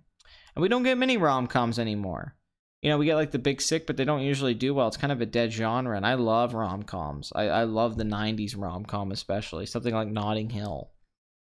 Richard Curtis, who was a very good writer for those particular, and he made an underrated movie a few years ago, In Time. I think it was not In Time, Out of Time, or whatever that film, About Time, with the guy who loves the girl and it's a time travel story. But $30 million budget. This is a good opening weekend. It's not an amazing opening weekend, but it's good. The film looks like it's going to perform very well, just how it's been doing at the box office. I mean, I could see this making $80 million or $100 million domestic. The international numbers, we don't really know how that's going to go, but it should be all right. But you know, they wanted to make a film that was very Asian for American audiences. This kind of reminds me when Ang Lee made a film that I love, that I highly recommend if you've never seen it. Ang Lee's 90s work's phenomenal, called The Wedding Banquet. Now, Ang Lee really got acclaim worldwide for Eat, Drink, Man, Woman, which is an amazing film. One of my favorite films of that decade. And then he, of course, directed The Ice Storm, which is a phenomenal film starring Kevin Kline. And he did Sense and Sensibility, which is a wonderful adaptation. Emma Thompson wrote that screenplay. Kate Winslet, that was one of her first movies. Love all of those films. Big Ang Lee fan, in particular his work at that time. I think Ang Lee is a great director. But The Wedding Banquet was an amazing film that he made about Asian Americans, a character who's gay, who lives with his boyfriend, but he marries an Asian girl. So his family doesn't have issues with him being gay. He doesn't want to tell his family he's gay, so he puts on a fake wedding with a friend of his. But this woman, she actually falls in love with him. And it makes things really complicated. She loves him, and he loves his boyfriend, but he doesn't know what to do, and his parents are staying with him, and he can't tell his parents that he's gay. What's so great about The Wedding Banquet is that it's a foreign film, but it's made for American audiences. When you watch the film, the way it's directed, the way it's written, the way it's performed, it feels like you're watching an Asian film. It feels like you're watching like a Chinese film or something. Just the tone of it, the pace, the look of it. But it's got English dialogue. I mean, it's American. Everyone speaks English for the most part, except for the parents don't speak it too great. But it is a multilingual film. But for the most part, it's all in English. But what was so clever about Ang Lee's approach is that they made a very mainstream American movie, but it was very much still a foreign film, just made for America. Which shows that, it'd be interesting if you made an American film with subtitles that was made for international audiences, and then you did vice versa, where you made a very international film. Like David Lynch films are very European. They don't feel very American. But The Wedding Banquet, which was a very successful little film back in the 90s, which I really love. I think it's a little gem. I don't know if Criterion's ever released it, but I think they should. But Eat, Drink, Man, Woman I like a little bit more. But I love The Wedding Banquet. That's what this kind of reminds me of. Where it has a foreign sensibility to it, but it's made for American audiences. So good for them, this doing well. I mean, I have no interest in seeing this movie. The reviews are decent, but the title's funny. I think that's a funny title. I'd heard about this movie, and I thought it was something else. I didn't know it was what it was. I just read about it this last week. But kudos to the producers and the filmmakers for making this and it working out for them. And even if it isn't like a big, huge hit, it shows that there is a market for an Asian film, for an Asian cast in movies. And I actually think Asian actors are very interesting. I think that they're too ignored in American cinema, because I think their culture and their sensibilities and their choices they make as actors with their performances, I think is something you don't see. Just like there's French acting and French culture, and there's Italian culture. I think a Chinese film and Korean films and Japanese films are very unique. And I've always loved the performances in those movies. And there's something about just the choices they make with their facial expressions and their line delivery. So I would like more Asian-led films, actually. There was a film last year I liked a lot called Columbus that starred John Cho in the lead role, and he's kind of a revelation. And I just think that I think there's a lot of good Asian actors, and I'm not saying this in like a social justice way, like representation. I very much like Asian movies, and I like Asian culture, and I think there's something about honor and their families and the relationships they have with their families, like in an Ozu film, that I would like to see explored more in American movies. And a lot of those guys, they're better at action scenes. Jet Li and Jackie Chan, even though they didn't speak English very well, whenever they did fight scenes in their movies, it was kind of always better than stuff you were seeing in American films, or guys like Chow Yun-fat. I would like more Asian stars, actually, personally. I would like more Asian actresses to be big stars, and Asian actors, males, to be. They're just such a small part of the population. I've talked about this, that there's only so many Asian actors. When only 6% of the population is Asian, how many of them are actors? Or out in Hollywood? I don't think that many. So it's really a statistical thing. If we had more Asians living here, we would have more Asians in our movies. But they have their own cinema. They have their own cinematic world. Japan has a huge film industry. China has a gigantic film industry, and they're mostly all Asian films. And I even think, South Korea, I think, made the best films of the last decade, and introduced the best directors. Those guys were basically like, they felt like New Hollywood. They felt like the film brats. They felt like they were the next Scorseses and De Palmas, like Bong Joon-ho, or what's his name? Chan-wook Park, or Park Chan-woo. And then guys from Japan like Takashi Miike. There's a lot of great stuff that came out of Korea and Japan over the last decade. I haven't seen a lot of the modern Chinese films, but a lot of them are making a lot of money.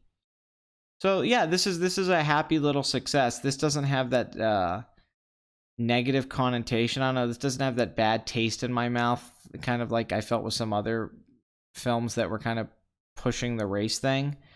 Like The Big Sick was very grating with that, with like the immigration aspect of it, or that, you know, their culture and all that. That was very like, where this film, it does feel like, I don't know, there's something kind of sweet about it and silly. But it's doing very good. So, Crazy Rich Asians is, having a good little opening there at the box office. I don't know. What do you guys think about this?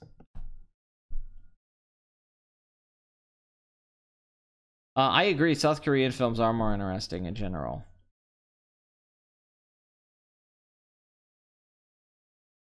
Oh, Shaw Brothers, of course. The Shaw Brothers films. I've not seen the film. No, I did not see A Big Fat Man.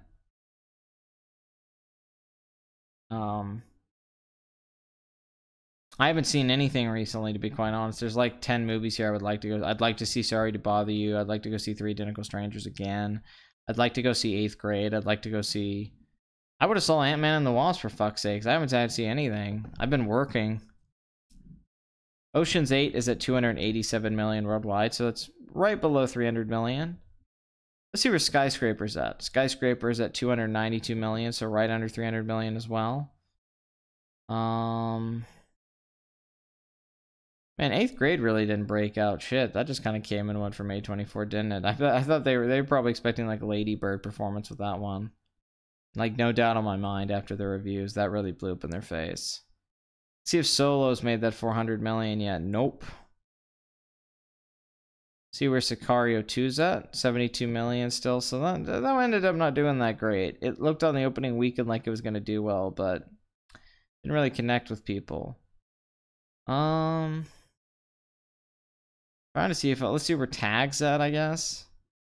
76 million. It's a lot of films that just did an box office this summer. And then some real breakout hits. You know, obviously Hotel Transylvania, Mission Impossible, Infinity War, you know, Jurassic World 2. I mean, a lot of these films did very well. Teen Titans Go is at 27 million domestic. 33 million worldwide, so typical numbers for a kids show being turned into a movie. Not seeing much else here. I didn't cover. Leave No Trace, that was playing at my theater here for like 2 weeks. Didn't get to go see it. Really wanted to see it. Looked like a great movie. So, I did not see Sicario 2. Who's your favorite film villain? That's a good question. Honestly, I have so many. I'm trying to think of who's my definitive film villain. Maybe Night of the Hunter. That guy, you know, pretending to be a priest, the guy for the prison guy. Maybe that is my favorite villain in a movie. You consider Alex DeLarge a villain from Clockwork Orange? She's the protagonist, but is he a villain? Then he would be my favorite villain if we consider him a villain. But that's kind of one of the interesting things about the movie. But if he is indeed a villain, then him. Hannibal Lecter. Obviously, the Silence of the Lambs version of Hannibal Lecter. Even though I like Brian Cox and Manhunter. Tom Cruise's Vincent actually in Collateral stuck with me over the years. As far as modern villains go. Alan Rickman in Die Hard. Hans Gruber. Hans Gruber's a great villain. Has a lot more nuance than your typical, like, action movie villain. He actually feels like a human being. I think Tom Cruise should go back to dramatic roles. I don't know if he ever will. I know I got super chats. Did I not? What, did I miss some? I saw earlier from Darkwing. Did I miss some? I'm so sorry. Last Action Hero, speak on it. Great idea for a movie. Don't know if it's executed that well. I enjoy Last Action Hero. Don't get me wrong, I enjoy it a lot. I loved it when I was a kid. But when I watch it now, I do see why it didn't do that well and why critics didn't really like it. It's a weird movie. It doesn't totally work. You know, like the cartoon cat thing doesn't work as well as it should. Even though it's a great idea. There's awesome scenes though, like when he looks at the Sylvester Stallone Terminator thing, he's like, this guy's great. You know, that stuff's hilarious. Really well directed movie. I mean, it's a nice looking movie. I love the idea of the movie more than the movie itself. I think the idea of a kid going into an action film franchise, getting sucked into a movie in a theater is a great idea for him. It's kind of like a reverse Purple Rose of Cairo in a different genre.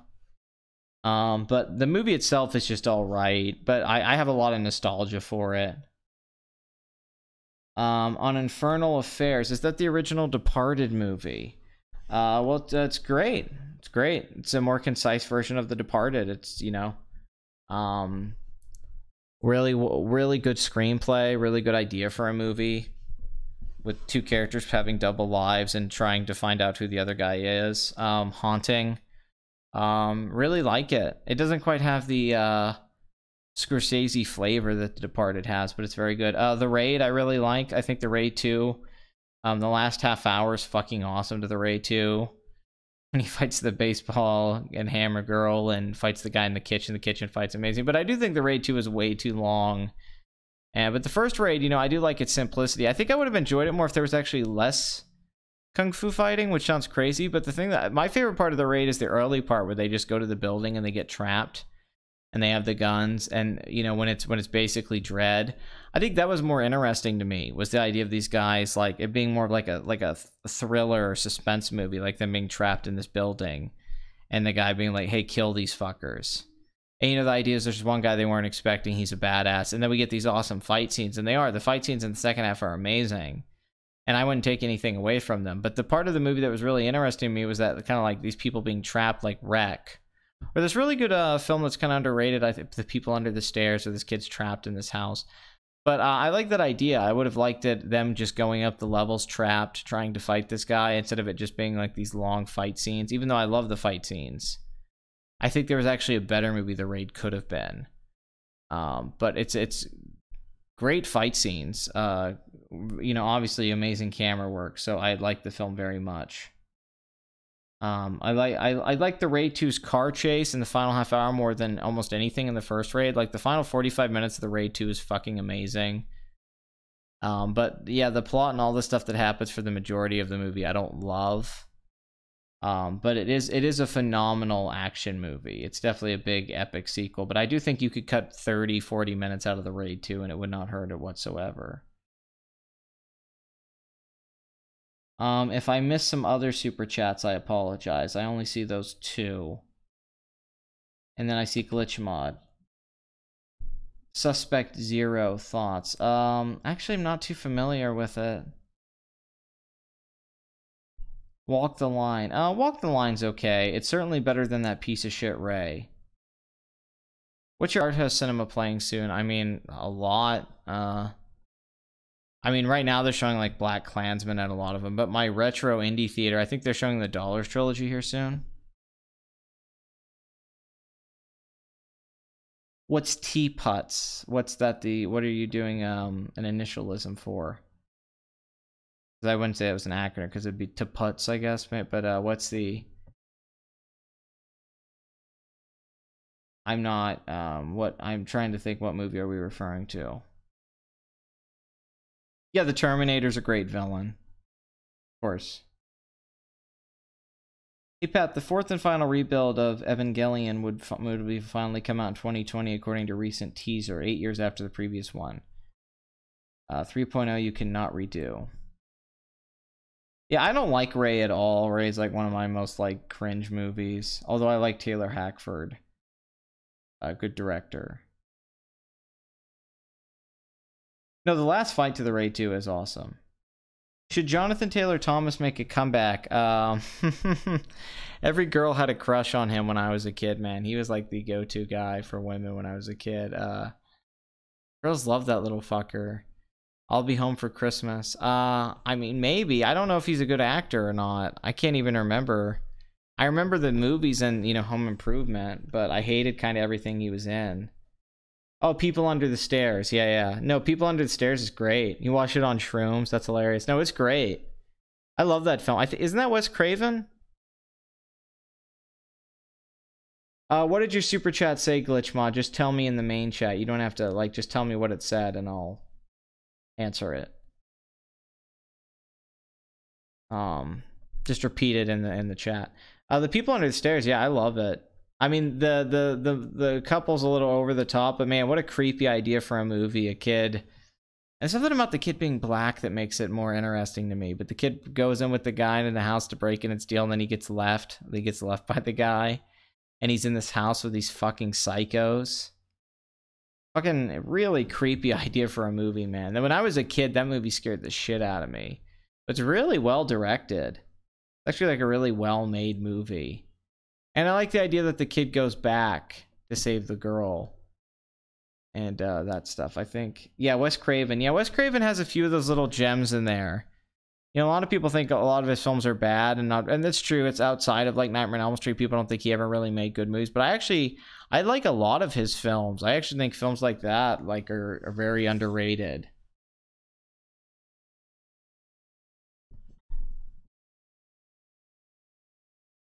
Yeah, I like the Operator in Serenity. I mean, he kind of feels like a video game villain to me, but he's not bad. He reminds me of like somebody that would pop up in Halo. I feel like Dustin Diamond should make a comeback doing bad guy roles like Paul Giamatti. Yeah, why not? Why not bring Dustin Diamond back? Fuck it.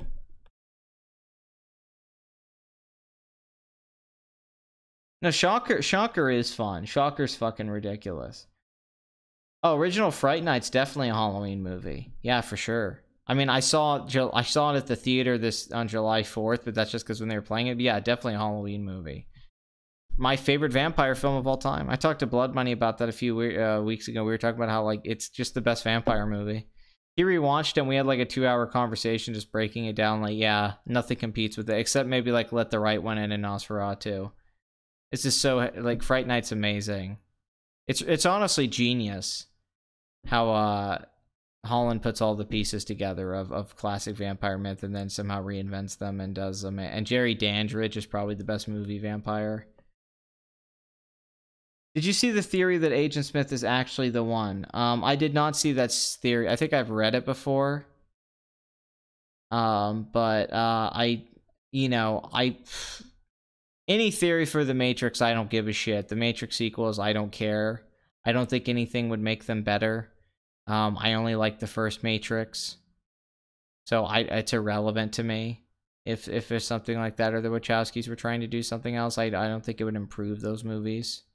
I think the problems are so at the core of The Matrix. Oh, Sorcerer is amazing. Yeah, Sorcerer is a great film. William Friedkin, yeah. He fulfills all the prophecies and Neo doesn't. Ah. Well, was it the whole idea, though, that there isn't a one, though? Didn't The Matrix Reloaded establish that there's, like, been 7 or 8 ones, and Neo's just another version of the one that's happened many times? I mean, isn't that one of the convoluted things about The Matrix, is that there's been several ones? God, the ending of The Matrix Reloaded where he meets the architect is so fucking hilariously bad. It's just nonsense. I remember being in the theater in 2002, and I just remember everybody in the theater being like, okay, this movie's going somewhere. And watching all these action scenes in this indulgence and just being tired. Like, it was such a tiring, draining film, and then getting that ending and being like, everyone in the theater being like, what? This is fucking bullshit.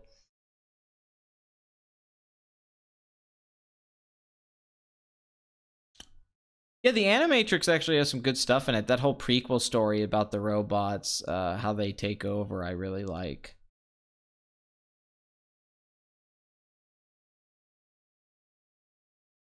Yeah, 8th grade doesn't look as good as critics are making it out to be, and I don't believe it is. Just like I didn't think Lady Bird was. I think 8th grade is definitely, when I watch it, I mean, I could be wrong, maybe I'll love it, but I have a feeling that that's going to become one of those very overrated films. Like how a lot of people feel about Boyhood. Even though I like Boyhood, a lot of people feel that way about that film. The Matrix sequels are actual proof postmodernism is nonsense.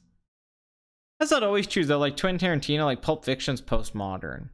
And really good. You can do good postmodernism in film. No, there is a one, but the Matrix retards when the one re-uploads himself to the Matrix, and Agent Smith does that.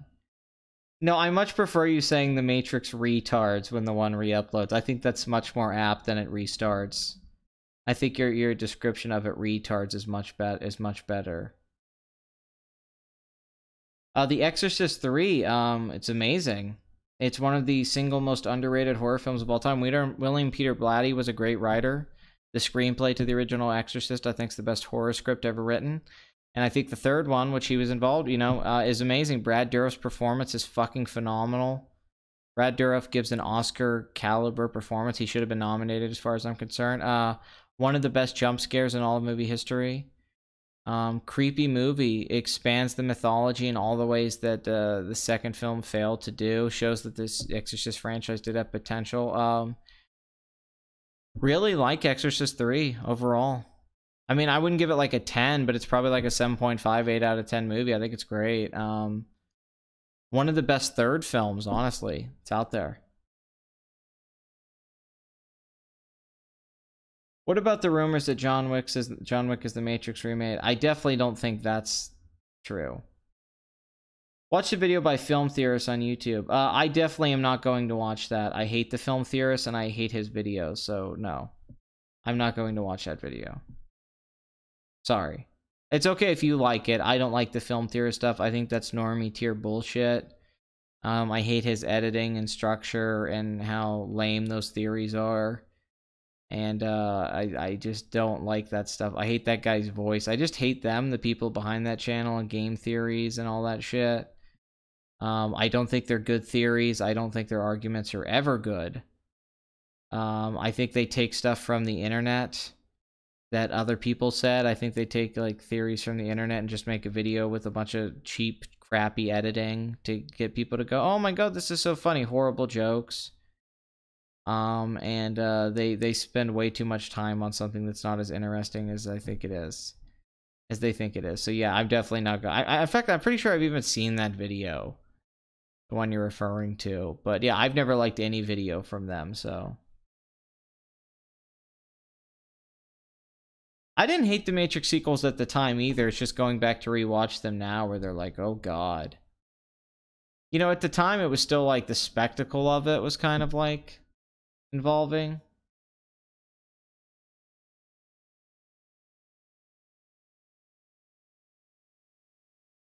It's just one of those normies that try to see him. Yeah, but fans are already saying, like, I remember when The Matrix Reloaded came out and all that, Agent Smith being the one was already like something people talked about on IMDb. It gets old. I remember back in like 2003 people talking about Agent Smith being the one. That's like old shit. Back when we were all still interested in what the fuck was happening in the Matrix universe. Yes, Rob Ager is my favorite film essay analysis channel on YouTube. He's my favorite. In fact, the fact that he's done videos on Risky Business, which is one of my favorite films, I love. God, why is my computer getting so hot on this fucking desk? It's so weird. Yeah, back because The Matrix was in many ways the Star Wars for my generation. I mean, it was that film that had that impact on us. Kids at the time. And so the second and third film, it was so exciting. And at the time, I remember on the internet, I mean, I remember talking about the Matrix on the internet pre-Matrix and Reloaded, and then after Reloaded, and being so excited. And then Revolutions just destroyed all of that.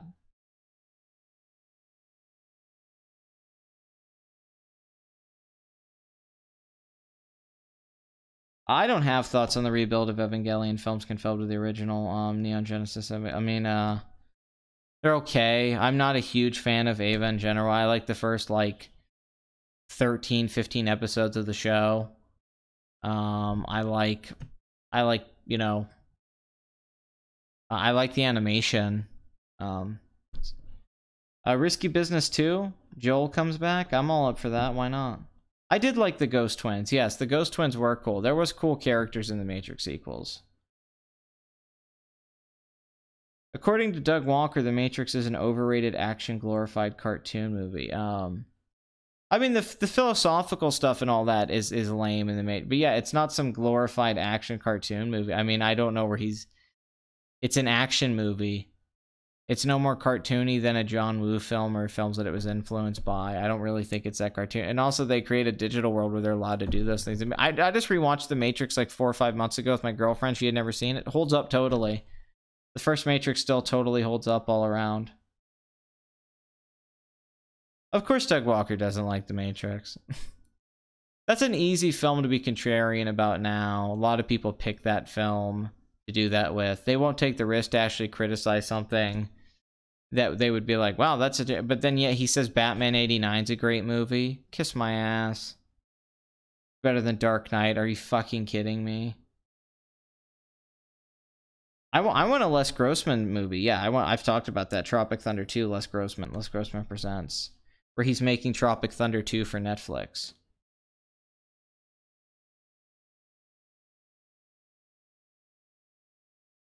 City of God was my favorite film of the last decade.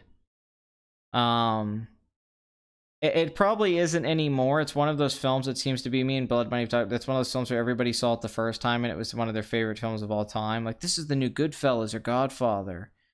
And then as like a decade went by, people go back and rewatch it. And they don't love it as much as they did. They think it's a little gimmicky. It's a little like, it's kind of like, oh, this is a little Tarantino-esque more. But I still love it. I mean, I still think it's crazy to me that director didn't go on and have a bigger career. That film and The Constant Gardener are phenomenal. For Fernando Miseralis or whatever. But when I was a teenager and that film was big, I mean, when it was like in IMDb's top 20, City of God was one of my, you know, favorite films. I mean, at one point I would have said City of God was one of my 50 favorite films of all time.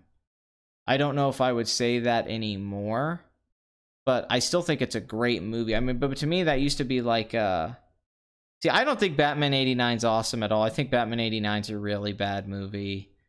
I think that's pure nostalgia goggles on that movie. That movie's badly written. It's badly paced.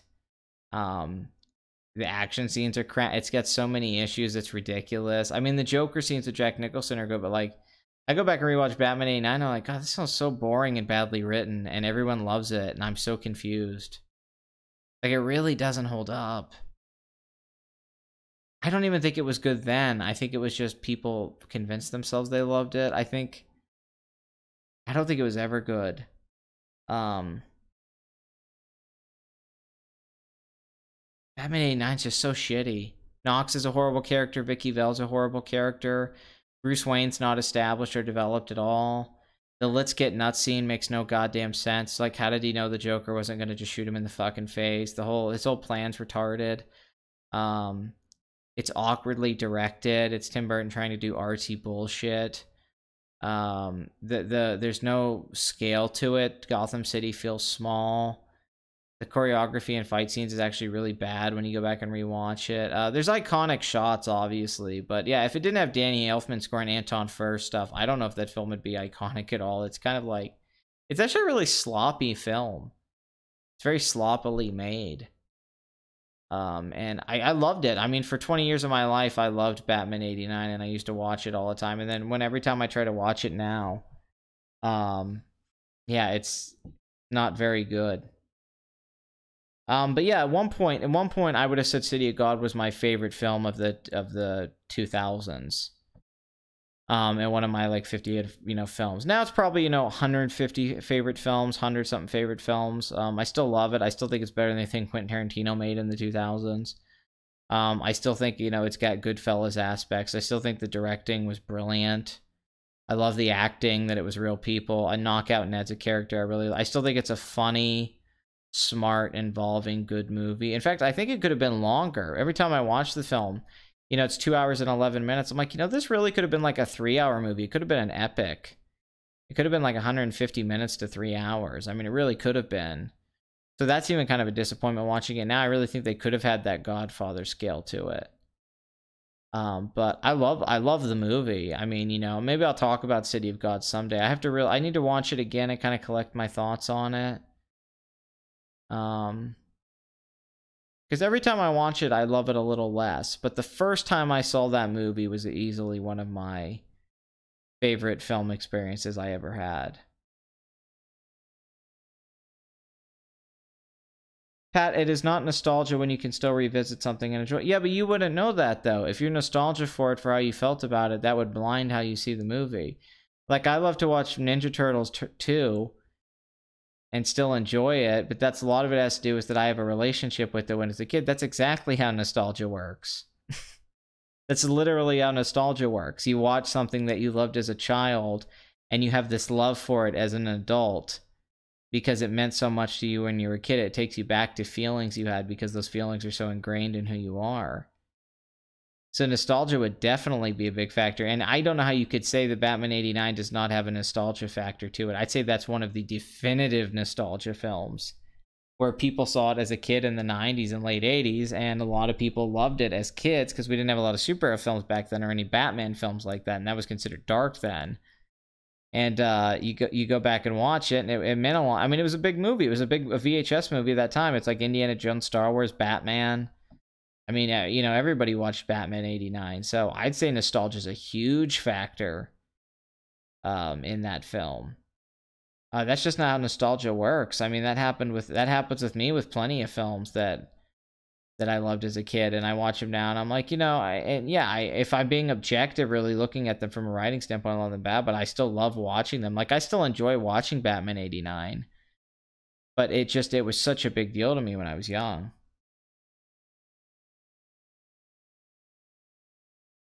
Pokemon, the first movie.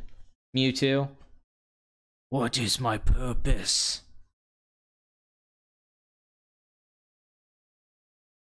I mean, they're not like Batman 89's not like a horrible movie. You know, I'm not saying it's horrible, but it's not this great film people have made it out to be. It's not this definitive classic. I think it's just a novelty thing where we didn't have a lot of superhero films. Now that we've had Iron Man and Winter Soldier and Batman Begins and you know, I think it's been surpassed many, many times over. I don't think there's nothing special about Batman 89 that makes it better than any superhero film that comes out today. It's just there was less of them then, so it did have a special place at that time. But it certainly has been topped in every regard. Except maybe like the score. There's probably not a better score for a superhero movie. Well, maybe John Williams' Superman. Where I feel like Superman actually... The first half of Superman 78, the first hour, is just great filmmaking. The second half, when Lex Luthor shows up. But that first hour, that stuff in Smallville and all, it's amazing. It really is.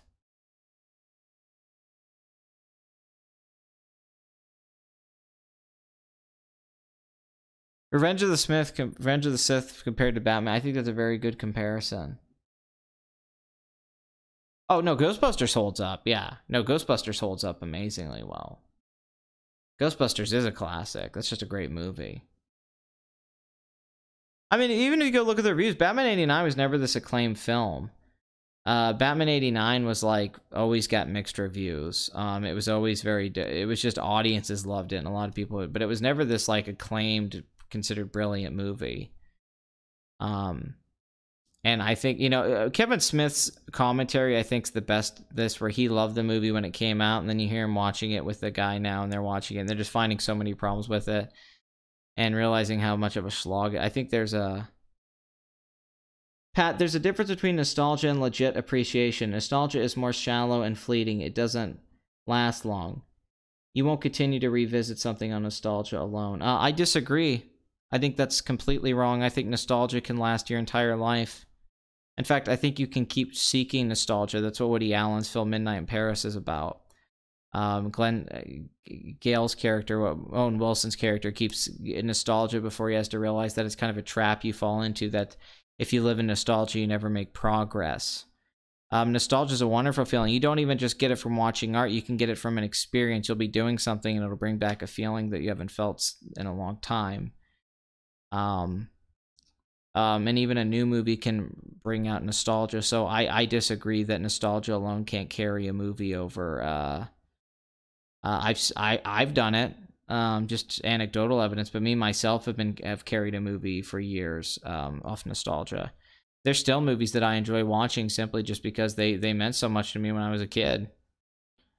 And when I watch them, I still feel great while watching them. But if I hadn't seen them as a kid and watched them so much, would I like them now watching it as an adult? You can't really say yes or no because you don't know. You don't have the other side of the coin. If you just saw the movie for the first time when you were 25 and you'd never seen it before, didn't know anything about it, then maybe. But the films we're talking about, we've all seen 100 times when we were kids. So I think there's really no, you can't say anything definitive on that simply because we have nostalgia inside of us and you can't take it away. I mean, what's your legit appreciation of Batman? I mean, most people just say it's that he treats Batman more mythical and all that, but he really doesn't. That's an illusion people make up about that movie, or that like, oh, this, or it's closer looking to Gotham City in the comics. That's actually not true either. And now if you look at it, it does look like a set. It actually doesn't look that real or that great. If you watch it now, it does look like sets. And Gotham only feels like it has 30 people in it. There's no scale. And then you actually realize the dialogue's not that great. And the devil by the pale moonlight, that line doesn't make any sense. A lot of scenes don't actually make sense.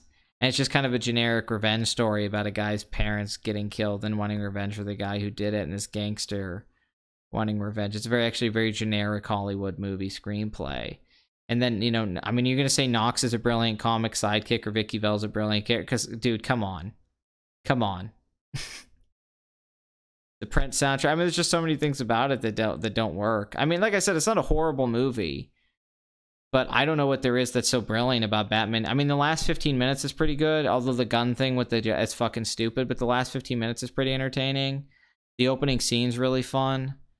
The score and Anton Furst, yeah, the Batmobile, all that stuff's great, but there's single episodes of Batman the Animated Series that are far better than Batman 89. I mean, mainly it's just not a very good story.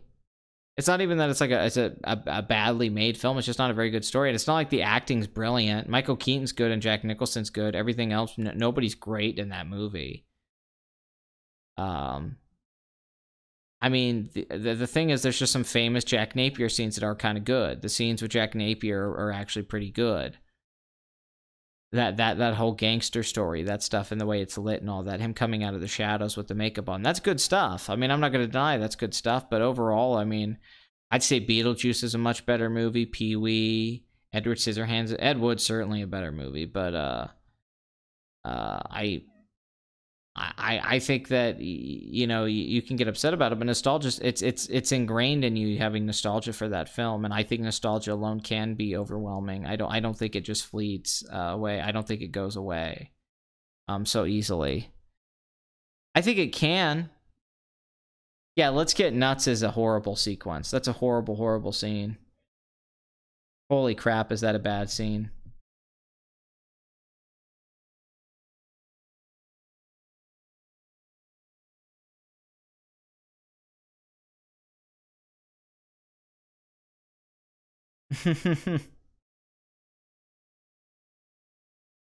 I mean, I know the Joker didn't kill Bruce's parents, but he killed him, and I mean, in the movie he did, yes, and which that doesn't even bother me that much. I'm not like some comic purist. Like I don't care. Yeah, I don't even think Jack Nicholson's performance is that great. It's like over the top. I mean, it's a really cheesy. I mean, it's like not even in like the top 25 Jack Nicholson performances as far as I'm going. If it had been like The Shining, holy shit, you know. But it's really he's just grinning at the camera and looking at the camera. It's a very, I mean, it's actually kind of a disappointing performance when you think about it. Brad Dourif would have been much better, or like Tim Curry, because they actually would have been hungry. But Jack Nicholson, you could tell for him it was just like, oh, I'm gonna have fun. I'm going to dance around and make my little jokes and be like, where does he get all those wonderful toys? You know, and, all that stuff. Wow, you did? You got to hold one of the original facehuggers from Alien. So was that the first time you ever touched a vagina and all?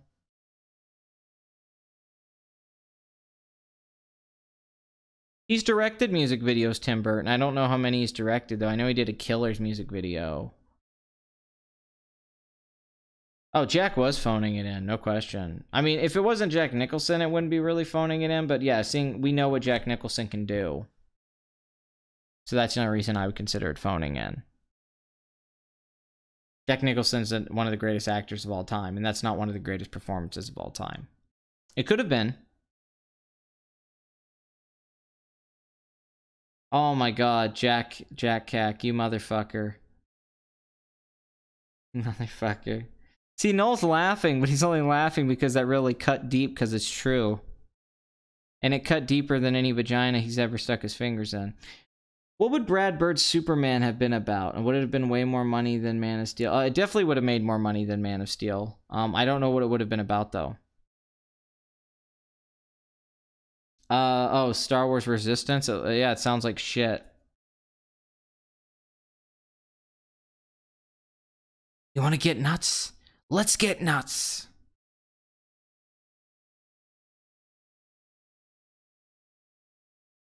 Michael Keaton. No, I mean, Kevin Smith's commentary is brilliant. Let's get to the let's get nuts scene. You know, Michael Keaton's like, I want a scene with Jack Nicholson where I'm not in the fucking Batman cowl and I want to fucking, you know, I mean, that's how it feels. Like Michael Keaton's begging Tim Burton, like, please let me have a scene. Please let me have a scene with Jack Nicholson where I get to act. Let me go back to my film, my school days when I'm a stay. I mean, it's just like, let me overdo it. Let me act with Jack. You want to get nuts? Let's get nuts. So bad. On the Simpsons commentary, one of the Simpsons DVD commentaries, they talk about a little cast went to the whole crew went to go see Batman '89, and there was a debate if it was a good movie or not amongst the people and who worked at the Simpsons, and half the people liked it and half didn't. Now nobody from that original who went to that group didn't liked it. You know, it's one of those movies. I don't think it's held up well at all. It's just a victim of age. It was very much a film of 1989, and it's just aged really badly. Unfortunately, you know, I really wish Batman '89 was just like a great movie.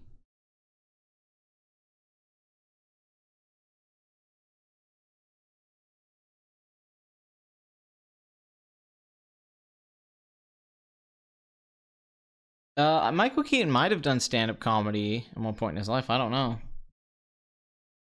I know Al Pacino did. His Shining performance was better. On that note, what's your favorite Stephen King movie? Stand By Me. Stand By Me for sure.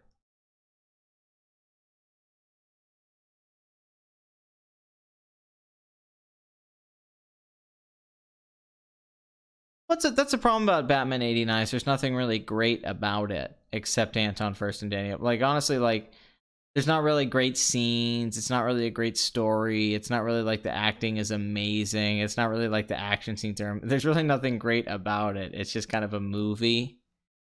It's a movie. It's very much movie 101, which is fine. But, I mean, it's not like Die Hard or Lethal fucking Weapon or Predator or a bunch of other classics from the 80s. It's just not. It doesn't have any of those things.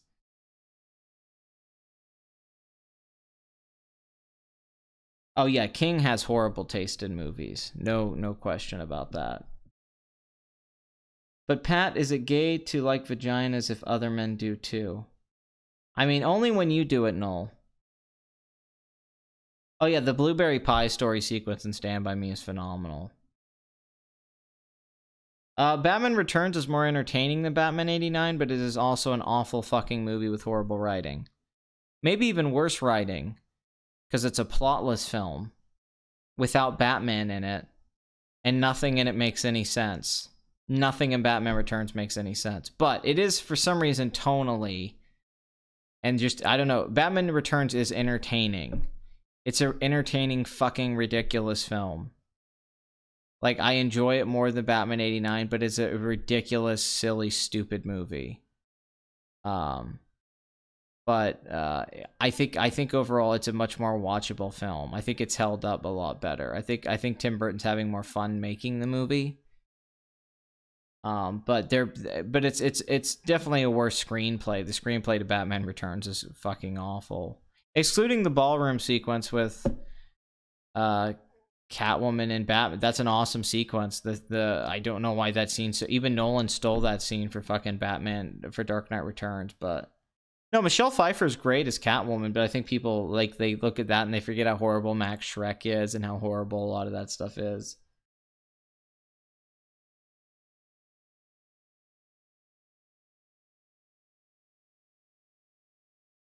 I'm actually glad we moved past the aesthetic of Batman 89 personally. I mean, I get it, German expressionism and trying, you know, and it's got Blade Runner aspect, but honestly, yeah, I actually, that's not my preferred Batman look. I think, I mean, I like the Art Deco thing. I like how the animated series took that approach, but that's definitely, for me, not the definitive Batman look. I don't think we've ever got the definitive Batman looking film. Let me say that. I'm not saying Nolan's films are my definitive look. But for me personally, I don't think there's been the definitive looking Batman movie. I mean, Mask of the Phantasm being the closest for me. Action is good. When is the action good? Okay, let's bring that up. Action is good. There's barely any action scenes in Batman 89. Barely. There's probably at the most like a few action beats. But okay, let's say action good. The fight scene in the alleyway is horrible choreography except the kick. You could tell it's a guy in a suit. He can't turn his head. The guy showing up with the swords is fucking stupid. I mean, there's really almost little action. The car chase is one of the slowest looking car chases of all time. It looks like they're driving on a back lot and he's going 20 miles an hour. There's no speed and momentum. The only action scene that really works, I think, is the Batjet sequence when he flies up in the moon and then he cuts the balloons and the Joker shoots him down. I think that's a good action scene, and some of the fight scenes in the tower. But really, that's like 10 minutes of the movie. There's no action in Batman 89. For the most part, it's just Batman walking really slow and janky and awkwardly. And then it's scenes with the Joker going around doing stuff. It's not really... So I just... Tim Burton wasn't a very good action director. He got better as his career went on, like Sleepy Hollow, some good action scenes. But, yeah, Batman 89, for what little action there's in there, none of it's great. None of it's like a Richard Donner movie or like John McTiernan or anything. I mean, I don't think that's good action. I think it's very sloppy. I think the costume really held them back. Lame fight choreography at the time. I mean, it's just very generic, flat action scenes. Batsuit and stuff look great. I will agree with that. The Batsuit does look great. I agree. Keaton and Nicholson's portrayals were both excellent. I think they're good in the movie. I think excellence a little bit of exaggeration. Michael Keaton is very good in the movie, though, as Batman. His Batman performance is very good. I don't think his Bruce Wayne is anything. I don't think he's even a character. Soundtrack, that's very true. That's true. Movie was well shot and had the comic book style. I would completely disagree that it had the comic book style. I think people who say that have not read enough Batman comic books or comic books in general. I don't think there's anything comic booky about Batman 89. I think it's much more influenced by films that Tim Burton liked and the kind of stuff he was into from a certain era of films and German expressionism and the silent film era. I don't think it was influenced, especially considering Tim Burton did not read comic books. I don't think it looks anything like Denny O'Neil's Batman stuff. I don't think it looks anything like Frank Miller stuff. It certainly doesn't look like classic Batman comics, so I don't know what era of Batman people think it looks like. It actually doesn't look that much like a comic book. Actually, the Narrows in Batman Begins is actually the closest in a lot of ways to what we do a Batman comic book. In the Narrows specifically, that stuff looks very similar to like stuff you would see in Batman comics, but yeah, there actually isn't. Yeah, I don't think there's much of a comic book style at all. And I think people say that a lot about Batman 89, and I'm not knocking people for saying that, but usually that's a misconception people have about that movie's visuals, is that it looks like a comic book, and it actually doesn't. That's not even the visual influence that Tim Burton takes.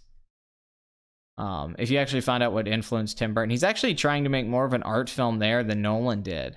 Nolan's actually trying to make kind of like a pulpy, fun, over-the-top crime thriller detective thing, where Tim Burton's actually trying to make like an art film. If you actually go back and watch it the way it's based and the stuff that he clearly like loved, like all of his films. I mean, that stuff's in the aesthetics of all of his films, but if that's a comic book looking film, then so's Pee-wee's Big Adventure and Beetlejuice, because it looks exactly the fucking same as those movies.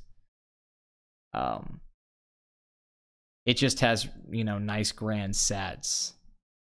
But yeah, I don't think it looks like a comic book. There's definitely, it looks more like a comic book than some movies do. I'm not, but I'm not denying that. obviously. I mean, and you could say there was comic book influences on stuff like Blade Runner and Dark City and The Crow, and Batman falls into that category, of course. But there's actually not a lot of Batman comic books that look that way, as much as people might think there is. It is well shot, though. There is some nice stuff. Yeah, I disagree that it has good pacing. I think the second act is fucking awful. I mean, it's fine if you feel that way, but I definitely don't. No, Craig. No, Batman '89 has a lot of shit that's like an art film. That's actually not true. You should. There's stuff that's straight up from like classic art films and stuff that like a film student would try to do. It's just Tim Burton's horrible at that stuff. He's trying to make an art film, but it's very much like an art film, like a film student's Batman movie. The lighting he does, the use of shadows, the silent era stuff, and the influences he has is very much stuff people would do in like an artsy film, especially at that time in the 80s. It's just Tim Burton's horrible at that stuff, but that's what he's trying to do. He's like a really bad art student. It's him trying to just do characters that have representation of ideas. It's him trying to do like an artsy version of Batman instead of being like, let's just do Bruce Wayne loyal to the comics or do these characters right. He's like, no, Batman has to represent something. He's this monster. And the use of shadow. No, I think it's very much Tim Burton trying to do something artsy. I just think he failed at it. But I think he's trying to be way more artsy than anyone else has with the other Batman. Even though they say, oh, Nolan's influenced by Arthouse. Yeah, there's straight up shots in that movie where he's trying to do artsy stuff. Yeah, I don't think Batman '89 has good pacing at all. I think it takes about 20 minutes for it to kick in. Then I think the whole second act is slow as shit. Everything with Vicky Vale and then her getting taken by the Joker, the scene at the apartment, the museum sequence, those are all slow as fuck. It does pick up in the last 20 minutes once Batman just starts being like, fuck you. I like that stuff. That stuff's all entertaining. But I definitely don't get how it has. In fact, I'd say the opposite. I'd say it has bad pacing. That it's slow. That's a very slow movie.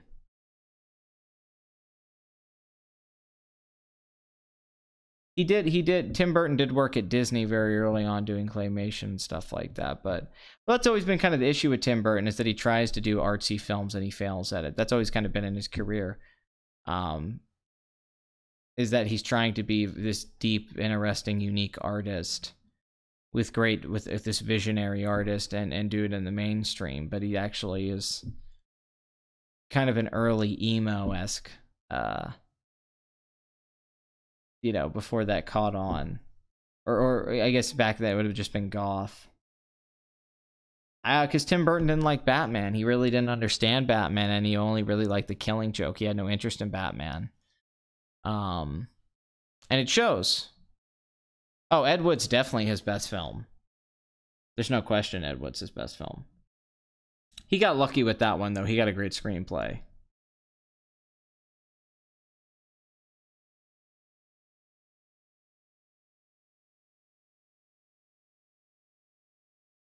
I think he just didn't care about Batman. He really didn't want to make it.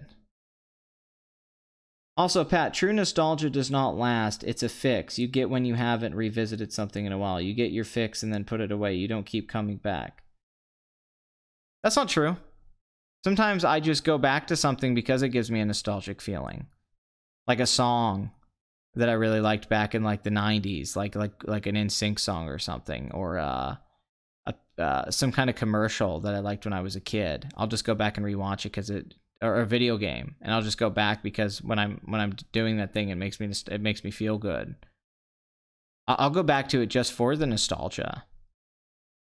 Saying you won't go back to it. No, if you're addicted to the feeling of nostalgia, you will keep going back to it to keep getting that feeling back. So that's not true.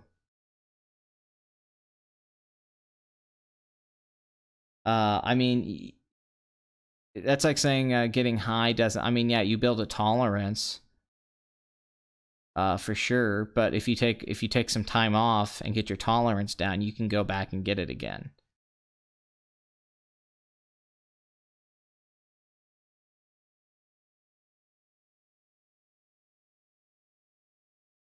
What's your favorite fast food joint? I don't know, Taco Bell, White Castle.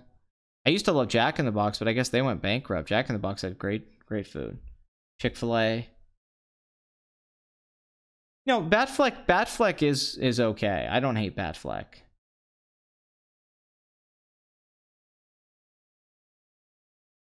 I mean, Craig, I think when you're thinking art house film, I think you're thinking like Jodorowsky or something. I think you're kind of missing what we're saying. Like artsy-fartsy art house stuff. I think you're thinking of very specific examples, and but art house is actually a much broader thing than just like esoteric films. Yeah, but I think they're going under Jack in the Box. I know they're still around, but I think they're actually going. I think you're thinking art film like in very specific terms of like come and see, but there's actually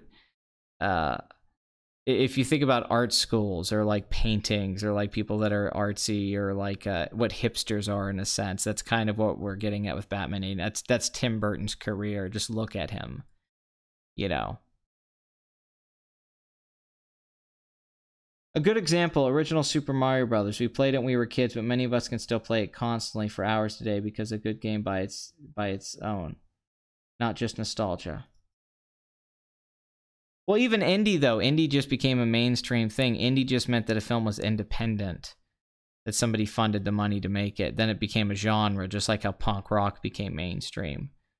But really, all art house was somebody trying to make something that was influenced by obscure pieces of art or things that you had to kind of... Like the things that Tim Burton's influenced by for Batman 89, you'd kind of have to be into art or cinema to get them. They're not for the mainstream. It's not like everybody watching that was going, oh, German Expressionism. They were just like, oh, cool sets. But if you're savvy, you're like, oh, he clearly likes Fritz Lang. You know, that kind of thing. That you would have to be somebody who kind of understands art. Thus, you would be an art house film goer. That's kind of what art house meant. Art house was stuff that was made for artsy viewers. People who were... more inclined to kind of get what the filmmaker was influenced by or the things that they were pulling from. Not necessarily that the film itself was open to have abstraction or interpretation. That wasn't just what art house basically meant. It's kind of like how Grindhouse, you went to Grindhouse, you go to see the gore and the exploitation, right? Art house is you just go to see things that are made by somebody, or an attempt at art house, not if it was executed, but the attempt is somebody saying, I'm influenced by these things, or this film is visually being presented or trying to be executed in something.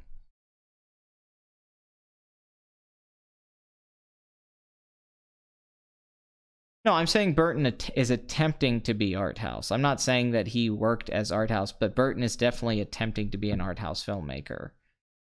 That was his whole career. I mean, Vincent's like one of the most try-hard art house short films ever. I mean, that was his whole career, was he was trying to like be someone that was respected by the types that understood the foreign films and the films from the 30s and 40s that he liked, films from the silent era and paintings and stuff he was influenced by. You know, that's what Tim Burton is trying to... Like I always said, he's like a bad art student who became a big Hollywood name. Yeah, but even Mario Brothers, right? Mario Brothers, the first one, right? The first game, right? You can just beat that game now. I can beat that game in less than 10 minutes. It's a pattern, right? Once you play that game, you know how to play it, right?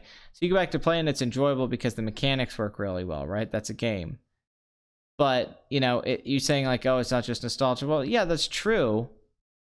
But it's kind of doing an apples and oranges comparison. You're just saying like, oh, you go back to play Mario for fun. It's like, if Mario came out today, that same game, would people love it? Probably not. It's just because, yeah, it was such a big deal at the time. Super Mario Brothers 3 is still a great game. But I don't know. I think you're kind of off the base with my argument if you're bringing up like Mario Brothers. You're kind of missing what I'm saying. But which I get what you're saying. But I think you're kind of missing some of my points on nostalgia. In particular, why Batman 89 is nostalgia goggles for a lot of people. Just because you keep going back and you enjoy watching it and saying that you appreciate it, that you like those things, those subjective things, don't mean that your subjective opinions aren't influenced by nostalgia. It's not objective that the performances are excellent. It's not just like my opinion's not objective. My opinion's not objective, but your subjectivity is going to be influenced by emotions, just like anything. Art's a lot about feeling. You're not objective about like, oh, Batman 89 has brilliant cinematography. Well, that's debatable if it has brilliant cinematography. It's actually debatable if everything about it's debatable. But you're going to be especially a film experience as opposed to a video game, because a video game is more of what it is. Like if you play a game and the game works and the mechanics work, then it works.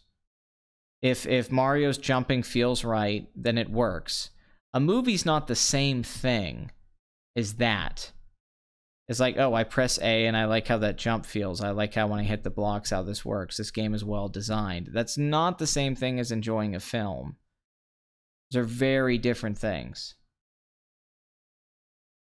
A movie cannot work fundamentally. It could have a structural issue, but it could still be enjoyable for you to watch. But you can't objectively say that the film works, just like you can't objectively say the film doesn't work. But video games, you can say this game is broken and doesn't work, but Mario works. The controls work. Why old Arthouse film would you recommend getting people into the genre? I mean, it's depending about how old you want to go and what do you consider Arthouse. It's kind of like what people consider punk rock. It's a very debated thing about what Arthouse even is. There's really not a definitive answer, or what you would call the first art house stuff, or what you would say. Some people would say Night of the Living Dead's an art house film, even though it's a midnight movie. You know, people have different opinions on what constitutes as art house, or what even art house is. It's one of those broad general genre things like punk rock. You know, where it's like, well, what does punk rock mean? There's a different answer depending on who you ask. So what is art house? There's a different answer depending on who you ask. I mean, I'd say if you want to just watch something to give you an idea of art house, then maybe is a nice little, I mean, I don't know, El Topo or like Eraserhead.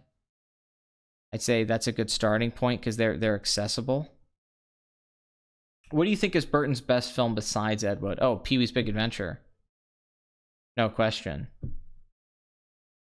No question. Pee-wee's an amazing movie.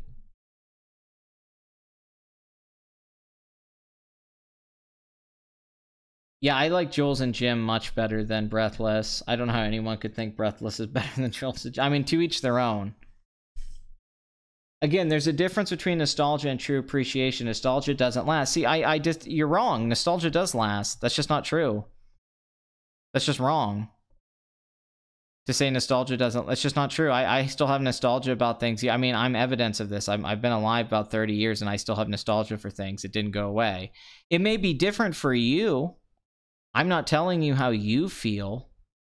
But you saying objectively nostalgia doesn't last, that's just not true.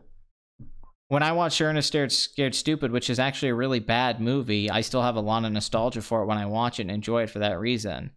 That nostalgia didn't go away into my 20s. That's just not true that nostalgia doesn't last. That's just wrong. I mean, it can go away. You're not wrong about that. But to say that it doesn't last, like no, that's just not true.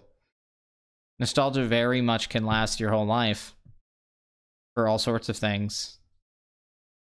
And it doesn't make the thing good. Like, my enjoying NSYNC isn't because NSYNC's music is great. I have a lot of nostalgia for those songs because they were catchy when I was a kid and they were a big part of me. I still feel nostalgic when I listen to, like, Bye Bye Bye. That doesn't go away. You don't continue to revisit something unless it has legit merit of its own. Once again, I disagree. There's a lot of things that I go back to revisit that don't have legit merit on its own. I don't think that's true either. I think people go back and revisit a lot of things that don't have legit merit. I mean, you might appreciate the film and find those things good. So I'm not telling you that you're wrong for liking those things about Batman 89, but your whole point of view on nostalgia is just off base. That's not how nostalgia even works. That could be your own personal experience with it, but a lot of books and literary discussions about nostalgia say very differently about how nostalgia works and how it affects us as human beings.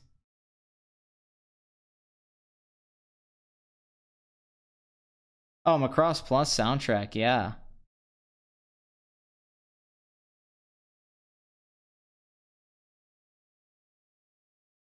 This nostalgia conversation is getting old. That's so funny. That's a good bit, my friend. Speaking of that, I've been pissed off, right? Every time I'm on the radio's been on lately. Thoughts on artificial intelligence AI. Oh my god, Steven Spielberg's AI. Like the first 20 minutes. Teddy's one of the best special effects I've ever seen. Love the Jude Law scenes. Pretty much don't like anything else. I think if it had ended, obviously everyone says this, if it had ended with David dying with the Blue Fairy and finding out that the Blue Fairy was just this amusement park attraction, I think the film would be much better. As it's basically like the kid goes to seek God and the meaning of life. And then he gets to find God at the end, and he finds out God was just a story. And then he sits there basically dead, frozen with Teddy. I think that's haunting because it's telling us we're looking for God, and then God's just a story. I think that would have been much better science fiction. I think Teddy's brilliant. I love the visuals of AI. It's just that ending. The ending's horrible. And Kubrick came up with that fucking ending, which is insane. I don't know why Kubrick came up with the fucking stupid alien ending at the house, which is fucking awful. The Jude Law stuff, I mean, the Jude Law stuff's great. Him as like that pleasure bot, and then he gets set up for the murder of I think it's Jennifer Teal, but it's great. Teddy, the first 15 minutes, I mean, all that. There's some really... AI is actually underrated. AI actually is a very underrated movie, but yeah, the last 20 minutes almost kills the whole thing. It's one of those terrible fourth act. It's almost M. Night Shyamalan. Pat, I don't mean nostalgia itself goes away. I mean that nostalgia alone won't give you to stick with something very long in the present. I mean, yes and no. I think that depends on what it is. I don't think that's true for everything. And I think nostalgia can be very powerful. I think it'll definitely get you to stick with something for a very long time. It certainly did me for years. I mean, it took me a long time to change my mind on Batman 89. Long time. So that you know, just to use myself as an example again, it was very much nostalgia. And people that I see who love that movie, like Doug Walker and James Rolfe, are people that are obsessed in nostalgia. I mean, Doug Walker putting that in his top 10 favorite films, that's very nostalgic, and he's putting it in it with films like Brazil and Amadeus and, you know, these brilliant movies and Clockwork Orange, or James Rolfe saying how brilliant it is. You know, it's this, they saw that movie when they were kids and it had a big impact on them, and they loved Tim Burton movies when they were kids because Tim Burton was a big deal. And it's almost like a lack of evolution in film appreciation, and then they get to a certain I just say Batman 89. I'm not saying you specifically, but I'm saying Batman 89 is a very nostalgia heavy film for a lot of people. I'm not saying that you don't enjoy the film, but a lot of people, Batman 89 is one of, in my opinion, one of the definitive nostalgia films where a lot of people love it based off nostalgia and probably haven't rewatched it in a long time, and maybe they don't like it as much as they think they do. You think Spielberg's schmaltz rubbed off on Kubrick? No, I do not. See, I don't know if Kubrick would have made AI better. I just think AI was kind of just a bad conceptual thing. He wanted Spielberg to direct it anyway. He even told Spielberg, "This has become more of your kind of project than mine." He wasn't even going to do AI. So I don't know if we would ever got that Kubrick AI film that we think we could have been, because like really on a technical level, Spielberg did most of the things I think Kubrick would have done. Obviously Kubrick would have executed the performances and stuff differently, but I just don't think AI would have worked. I don't think Stanley Kubrick's AI would have been a great movie. I think no matter what, it always had issues, and I don't know if they would have ever fixed them. I think I think honestly it's a project that probably should have never gotten made, and Spielberg and Kubrick could have made something much more interesting than that film. I just think they never figured it out. I don't think Stanley Kubrick ever cracked it. I think Spielberg didn't crack it either. No, DuckTales is just great. DuckTales is just a great show. Jurassic Park has had a huge impact on me as a kid. Loved it back then. Well, Jurassic Park's just a great movie. I mean, adults love that movie. I'm not saying people didn't love Batman '89, but it's one of those films you hear a lot of people go back on when they watch it now, and it doesn't. I mean, it's kind of famous for being one of those movies, or people go back and rewatch it later. And like this is, I mean, the Kevin Smith commentary is I think one of the best arguments you'll ever hear for that. He breaks it down, but he breaks down how the whole movie doesn't work. How every piece of writing, everything is just... And Kevin Smith, it's like, what the fuck? Because, he can't write a goddamn good movie to save his life, but... Did Kubrick ever fail? I mean, if you watch his first couple movies, maybe. They're not great, but did he ever fail in his career, the main run of it? No, I would say he didn't, no. I mean, but he only made 12 movies, and he took many years in between doing pre-production, so... if Kubrick had made like 30 movies, maybe he would have had a couple duds. But he took so long to get a movie made that his movies kind of, I mean, they're very polished. If he hadn't taken the time in between The Shining and Full Metal Jacket, would they be as polished? I would argue no. I don't think he could have kept that up if he'd been making movies more consistently.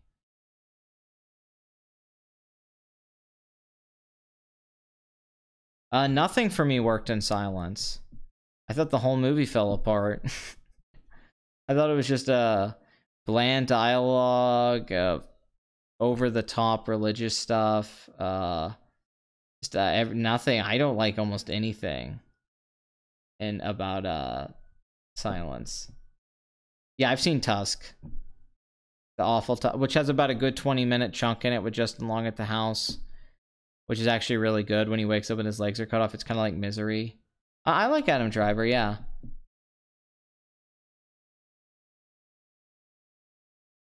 Oh, Jurassic Park, yeah, of course Jurassic Park aged better than The Matrix. Yeah, of course. The leather clothes and all that stuff's aged The Matrix really badly, unfortunately. The Matrix isn't aged by its special effects or some of its storytelling. It's really aged by the aesthetics, like the sunglasses and the leather and the trench coats. That's very late 90s, early 2000s. People really don't dress that way anymore, and that ages it. Where Jurassic Park is more timeless in its aesthetics. You don't watch Jurassic Park and go, this looks like 1993. You watch The Matrix, though, and you're like, that movie was made in the late 90s. And that does, unfortunately, age The Matrix a lot.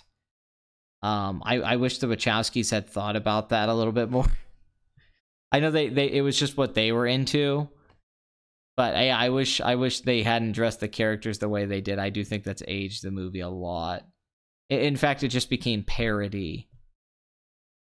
Pat, what do you think about Batman Returns? I thought it was depressing as hell. The scene with Catwoman trash department, yikes. I mean, I just think it's a really badly written, confused movie with too many characters and not a and I think Max Schreck really brings it out. It's a very entertaining movie. It's very fun. It's very stupid fun. Kundun. I find Kundun to be a mixed bag. I like the story, but the way he executes, it's a very weird movie. One of Scorsese's weirdest films. Yeah, some of the music is dated. Yeah, that's a problem. The Matrix has just aspects of it that date it more than it should. Yeah, the green tent. Yeah, there's things like that that are so 1999, 2000. Yeah, the trench coats are embarrassing. Yeah, no, for sure. What were the Wachowskis even thinking? They're like, there was that school shooting a couple of years ago. We should have our main character look like those guys. That's a good idea. They listen to Marilyn Manson. No, the trench coats and the sunglasses, fucking the leather is so funny. Like, when you watch The Matrix now, immediately you're like, oh, come on. The way they're dressed is fucking ridiculous. It's unfortunate, because I think, yeah, if they would have just been... Like, there's a scene where they go pick Neo up, right? And he's just wearing his shirt and, like, a sports coat. And it's like, okay, that's fine. That's fine. No, other aspects of the Matrix are timeless. Yes, definitely. Like, I don't think the Nebuchadnezzar stuff's, I don't think that looks aged, and I don't think, like, you know, I don't think, like, the kung fu fighting, I think the fight choreography holds up well. I think the shootout in the building holds up well. I think a lot of that stuff holds up really well in the Matrix.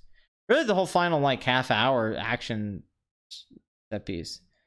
Blade has some 90s stuff to it. Some of the CG and stuff at the end is aged, but Blade's still, I think, a very well. It's actually kind of fun as watching it as a 90s time capsule. Oh yeah, no, the Penguin's a ridiculous character. It's silly. It's just silly. Please, please.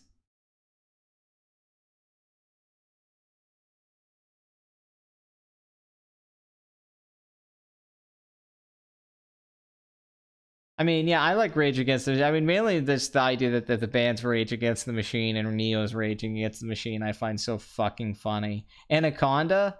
Oh man, Anaconda is such a 90s movie. I saw that shit in the theater. I see where fucking, he blinks. He comes out of the snake and he blinks at them. He winks at them. That's fucking, not blinks, but he winks at them. That's fucking gold. Oh yeah, the battery thing is fucking retarded. It makes no sense. Why not just use batteries? Why would you use human beings as batteries? That makes no goddamn sense. That is so stupid. Let's use human beings as batteries. Please, please. Oh, but anyway, right? So on the radio, they've been playing fucking I Think We're Alone Now, and that's one of my favorite songs of all time. You know, was it Tommy James and the Shawdells? You know, I think we're alone now, there doesn't seem to be anyone around. I think we're alone now, the beating of our hearts is the only sound. I think we're alone, right? So that song's brilliant to me, like, and it reminds me of a lot of songs I love. Some of my favorite songs, like Edison, Lighthouse, Love Grows, or My Rosemary Goes. I'm a lucky fella, I just gotta tell her that I love her endlessly. Songs that I love from that time, you know, He Ain't Heavy, He's My Brother, stuff from the Kinks or the Hollies or the Turtles. I'm just a fan of that era of music, that type of music, you know, and homages to that kind of stuff. But right, one of my favorite songs is that song, right? That song's so brilliant. But then on the fucking radio, they only play the Tiffany version. In Columbus, every time I go to work or I'm in the car, they've been playing the fucking Tiffany version from the 80s. I am not in a mall from 1985. I'm not going to fucking get my Orange Julius, right, before I hit up the arcade and then go get a slice of pie or a pretzel while Tiffany's playing I Think We're Alone Now. There doesn't seem to be. Why are you playing the Tiffany version on the radio? What the fuck is this? Pat, any news on the beanie? No. But what the fuck is this, right? Like, why not play the original? Because that song's, what's brilliant about the song is that it captures in youth what you want, and that is to escape, right? You want to be left alone. A lot of the time when you're young, there's authority figures, right? There's your parents or your school teachers, right? When you're a teenager, and you just want to be left alone all the time. You want to be left alone with girls and boys because basically you want to have sex because you're getting horny, or you want to do things and feel, because you're feeling emotions for the first time. You're feeling adult emotions, but they're all new to you, right? So you just want to be left alone to deal with them, right? But you don't get left alone, right? In the song, you know, children behave. That's what they say when we're together. And watch how you play. So we're just running as fast as we can, holding on to each other's hands, trying to get away into the night. And then you put your arms around me as we tumble to the ground. And then you say, I think we're alone now, right? There doesn't seem to be anyone else around. That so perfectly captures that feeling of when you're young. Like, let's say you're 14 or 15, right? And when you're like, oh, I'm alone now, right? There does seem to be, it's so beautiful. It's so simple. It's such simple feeling, right? And it's captured in the 2.5-minute song. But then you have the fucking Tiffany version, which takes all of that away. it makes it completely artifice. It just takes everything out of it. It's just like she used to go sing that in fucking malls. It's the fast food after school special version of that song. It takes something that's so simple and perfect and makes it flat. Like her vocals on it, the arrangement of it, it's so fucking flat. And that's on the radio every day, and I'm sitting there like, God, I want to hear this fucking song, and I gotta hear this shit, and it pisses me off. I want to punch the fucking radio. Although crazy today, I heard Michael Penn, Sean Penn's brother, who does music for Paul Thomas Anderson movies. I heard his song, that song like No Myth, you know, that Someone to Dance With song. It's like, holy shit, Michael Penn? Holy fuck. I've touched myself to every song, so that's an open question. But yeah, I'm sick of hearing the Tiffany version, so fuck local radio stations. Holy shit, this has been a 2 hour and 42 minute episode. This has been a fucking epic.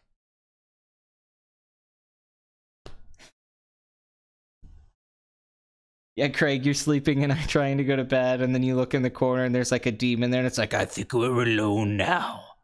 There doesn't seem to be anyone around. Craig, I think we're alone now. Your screams will not be heard by anyone. Well, thank you, Joseph. Yeah, rip Chris Penn. Yeah, all these Penn brothers. There's the Chris Penn, there's the fucking Sean, and then there's Michael. But Michael Penn, very good music. Has a great music video Paul Thomas Anderson directed. That's just one shot. Amazing music video.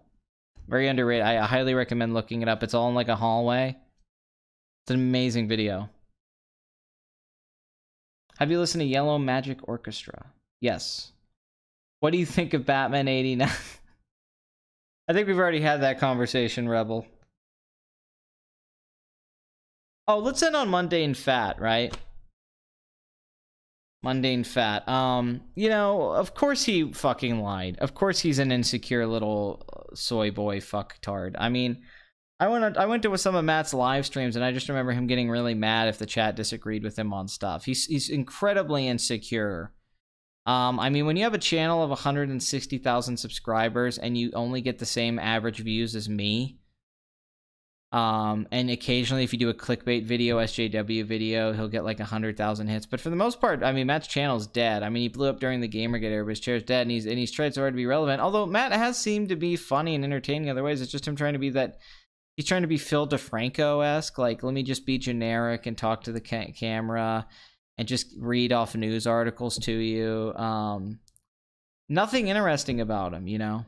I mean, he kind of got that down. He got good to talking that way without stuttering or anything like that. But I used to always say Matt needed a sidekick. Like, if Matt would let me be his sidekick where I just talk shit to him, we could have a hit show.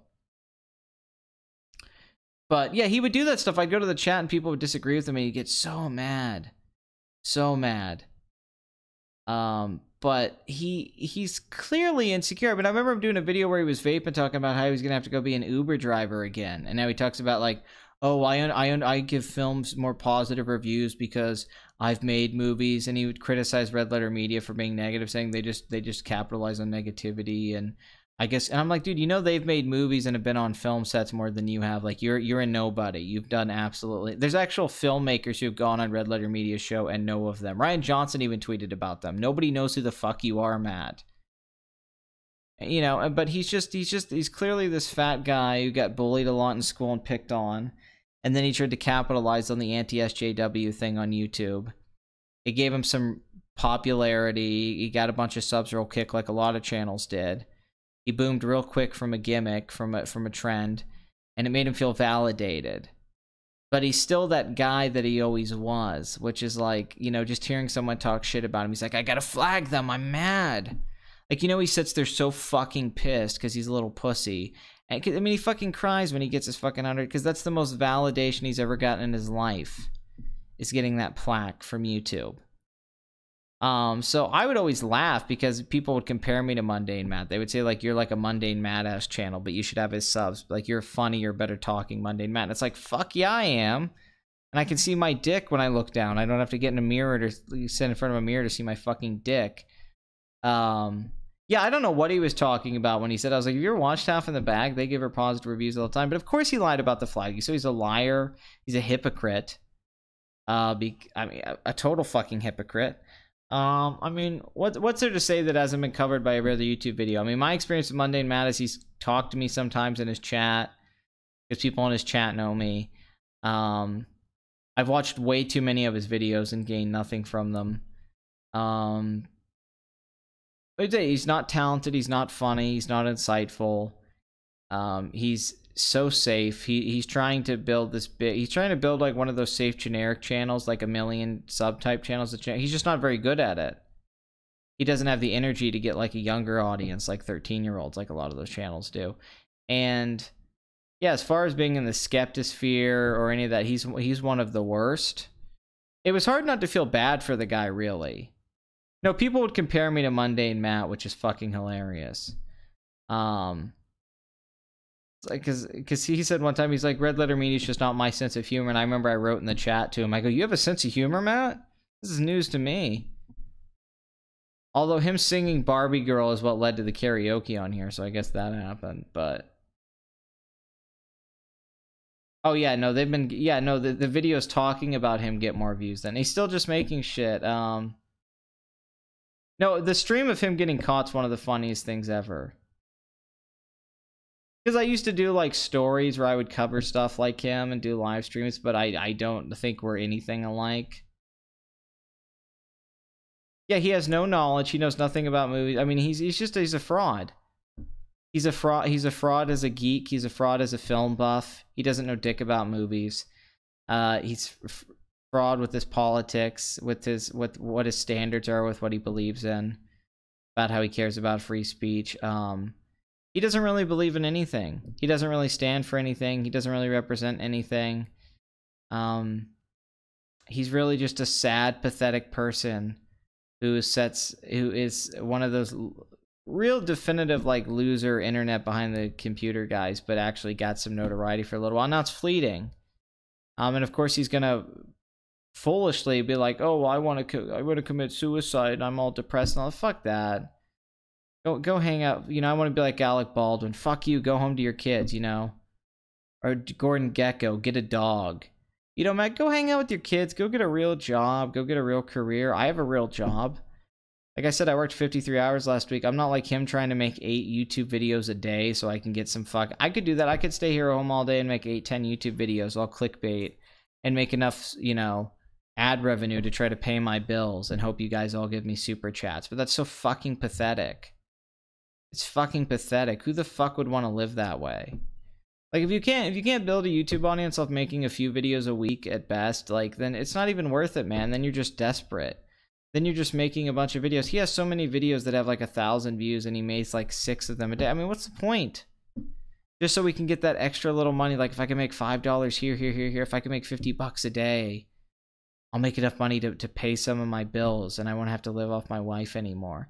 Like, Matt, go get a fucking job, dude. Go get a fucking job. You're so fucking sad. I mean, Keemstar ripped you a new asshole. I mean, dude, go get a job. Stop being so insecure. Stop watching videos about people making fun of you. You're on YouTube. You got to get a thicker skin. And you have pretty thick skin, Matt. I mean, you have a lot of excess skin. So some of it could be thick. Just stop. I don't know. It's just, I want to feel bad for the guy, but I just can't. He's pathetic.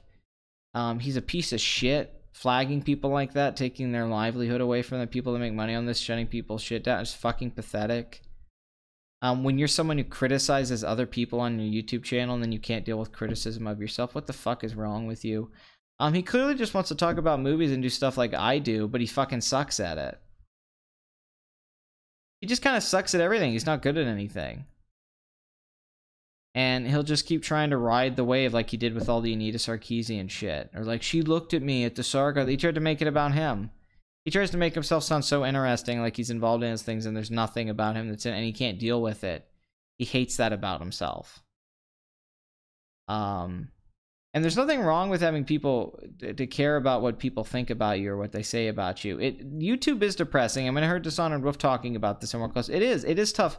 I get a lot of negative comments, and of course they piss me off. I mean, just 2 episodes ago, I spent an hour on one guy's comment strings. Like, of course they get on my nerves when you get a lot of negativity. And the bigger you get, the more negativity you're going to get.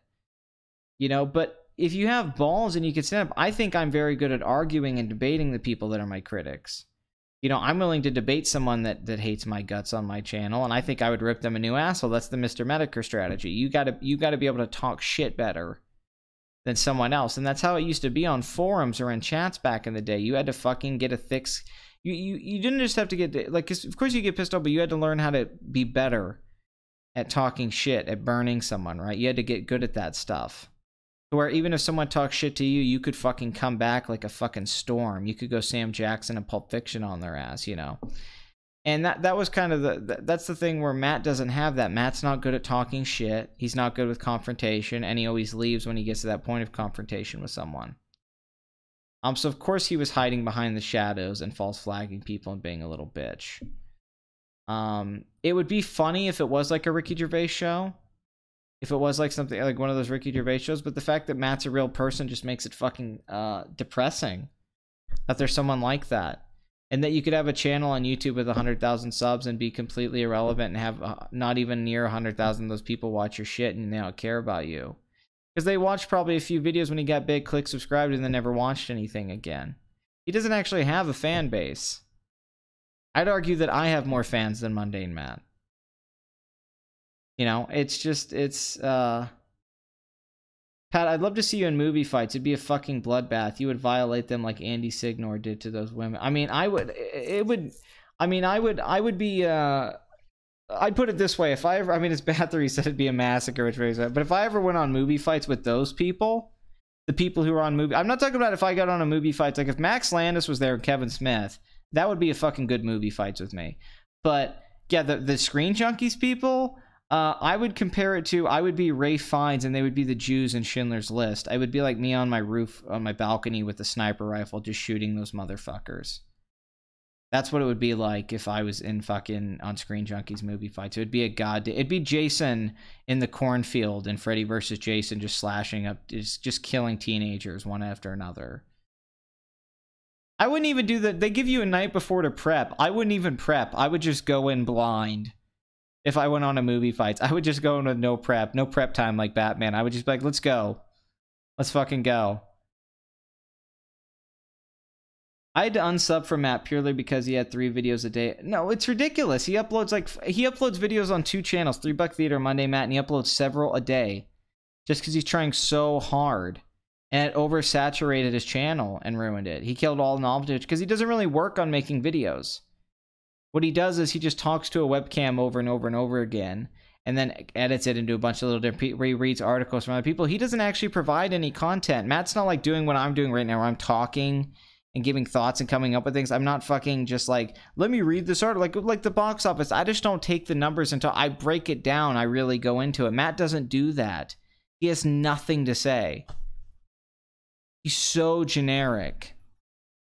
I mean, he's as generic as a butterfly or flower tattoo on a girl's, like, shoulder or side. I mean, he's that. Please, I'm gonna go aim and go on your ass. Or what? This will turn into another terrible lizard video. I have seen Me, Earl, and the Dying Girl. Yes, and he's a narcissist.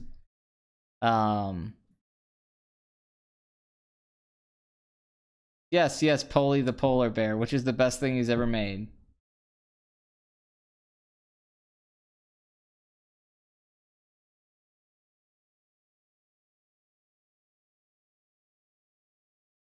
I don't think Sardonicast even started in arresting. I think it's a disaster.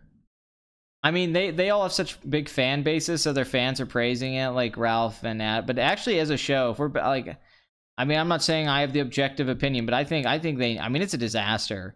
They have no chemistry. Alex is not good at podcasting. Adam's decent at it. Ralph's just, yeah, they have no chemistry. The show doesn't flow well. their insights on movies, like when they talk about Amos Peros or like Barry Lyndon, is nothing. They don't say anything. It's only sort of interesting when they get into an argument, but they don't have the balls to actually get into arguments with each other.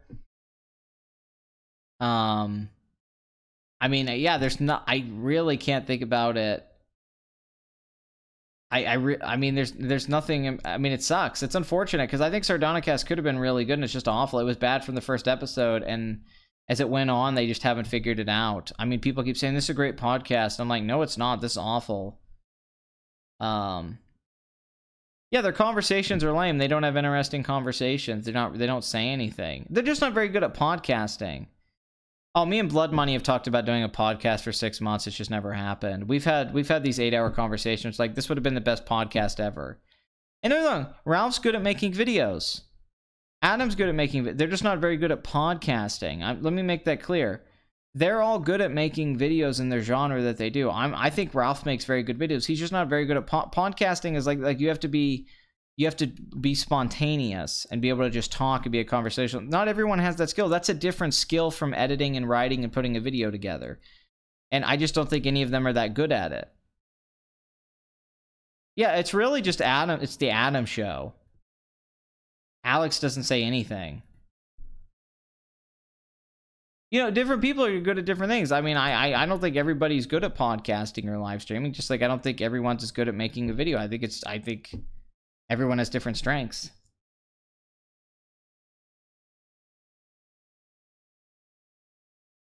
Anyway, I don't want this to be super long, but it has been. This is insane, and I have other stuff to do. It's 9, and I gotta finish that video, all that. So anyway, if you watch Box Office Addict, you're probably a box office addict yourself. And I'm not here to, help you with those addictions. I'm here to encourage them. Thank you for all the super chats this episode. I don't know how much it added up to. As always, Bathory, thank you for being my sidekick. It was great to see Noel, Madcap, Craig. I mean, there's so many of you to name. Alex, Terrible Lizard, I'm sorry I can't name all of you guys. But yeah, Alex isn't a good critic, I agree with you. But thank you for watching the show. This was awesome. This was a weird show. It is what it is. I didn't expect this. I did not come into this thinking this would be one of the longest Box Office Addicts, but it's actually like one of the 3 or 4 longest episodes of the whole show out of 50-something episodes. So that says a lot. But I only do these like once. This is all I really make anymore. But anyway, Upgrade review's coming out. I'm gonna try to make some more videos. I've been working so fucking much. I hate that it's kept me from making YouTube videos. I really hate it, but I haven't gone anywhere. That's why I do these a little longer, because I want to give you guys content and answer your questions and talk to you guys and let you know that I haven't forgot about you guys. So until next week for episode 58, I hope you guys all have a good week, and I'm gonna try to make more content, do more podcasts. I've just not been. I mean, hopefully things slow down at my job in September and October, and I'll get more time. But you guys, this is the best chat on YouTube as far as I'm concerned. You guys are the best community on YouTube. I think this is the best film community on YouTube, and I think you guys are the. How do you feel about Batman '89? This is gonna become a meme. This is gonna become a fucking meme every fucking time I do it. Yeah, but Pat, really, what do you feel about Batman '89? And I think this channel's totally great. What makes this channel great is the fans, not necessarily me. The people that have surrounded this channel, you guys have made this channel what it is, because that's really the strength of this channel, is the tone and kind of the conversations we have as a community. The chat and you guys is what feeds the content. And I think what's going to draw people to come here. But I'll see you guys next time. Thank you for tuning in.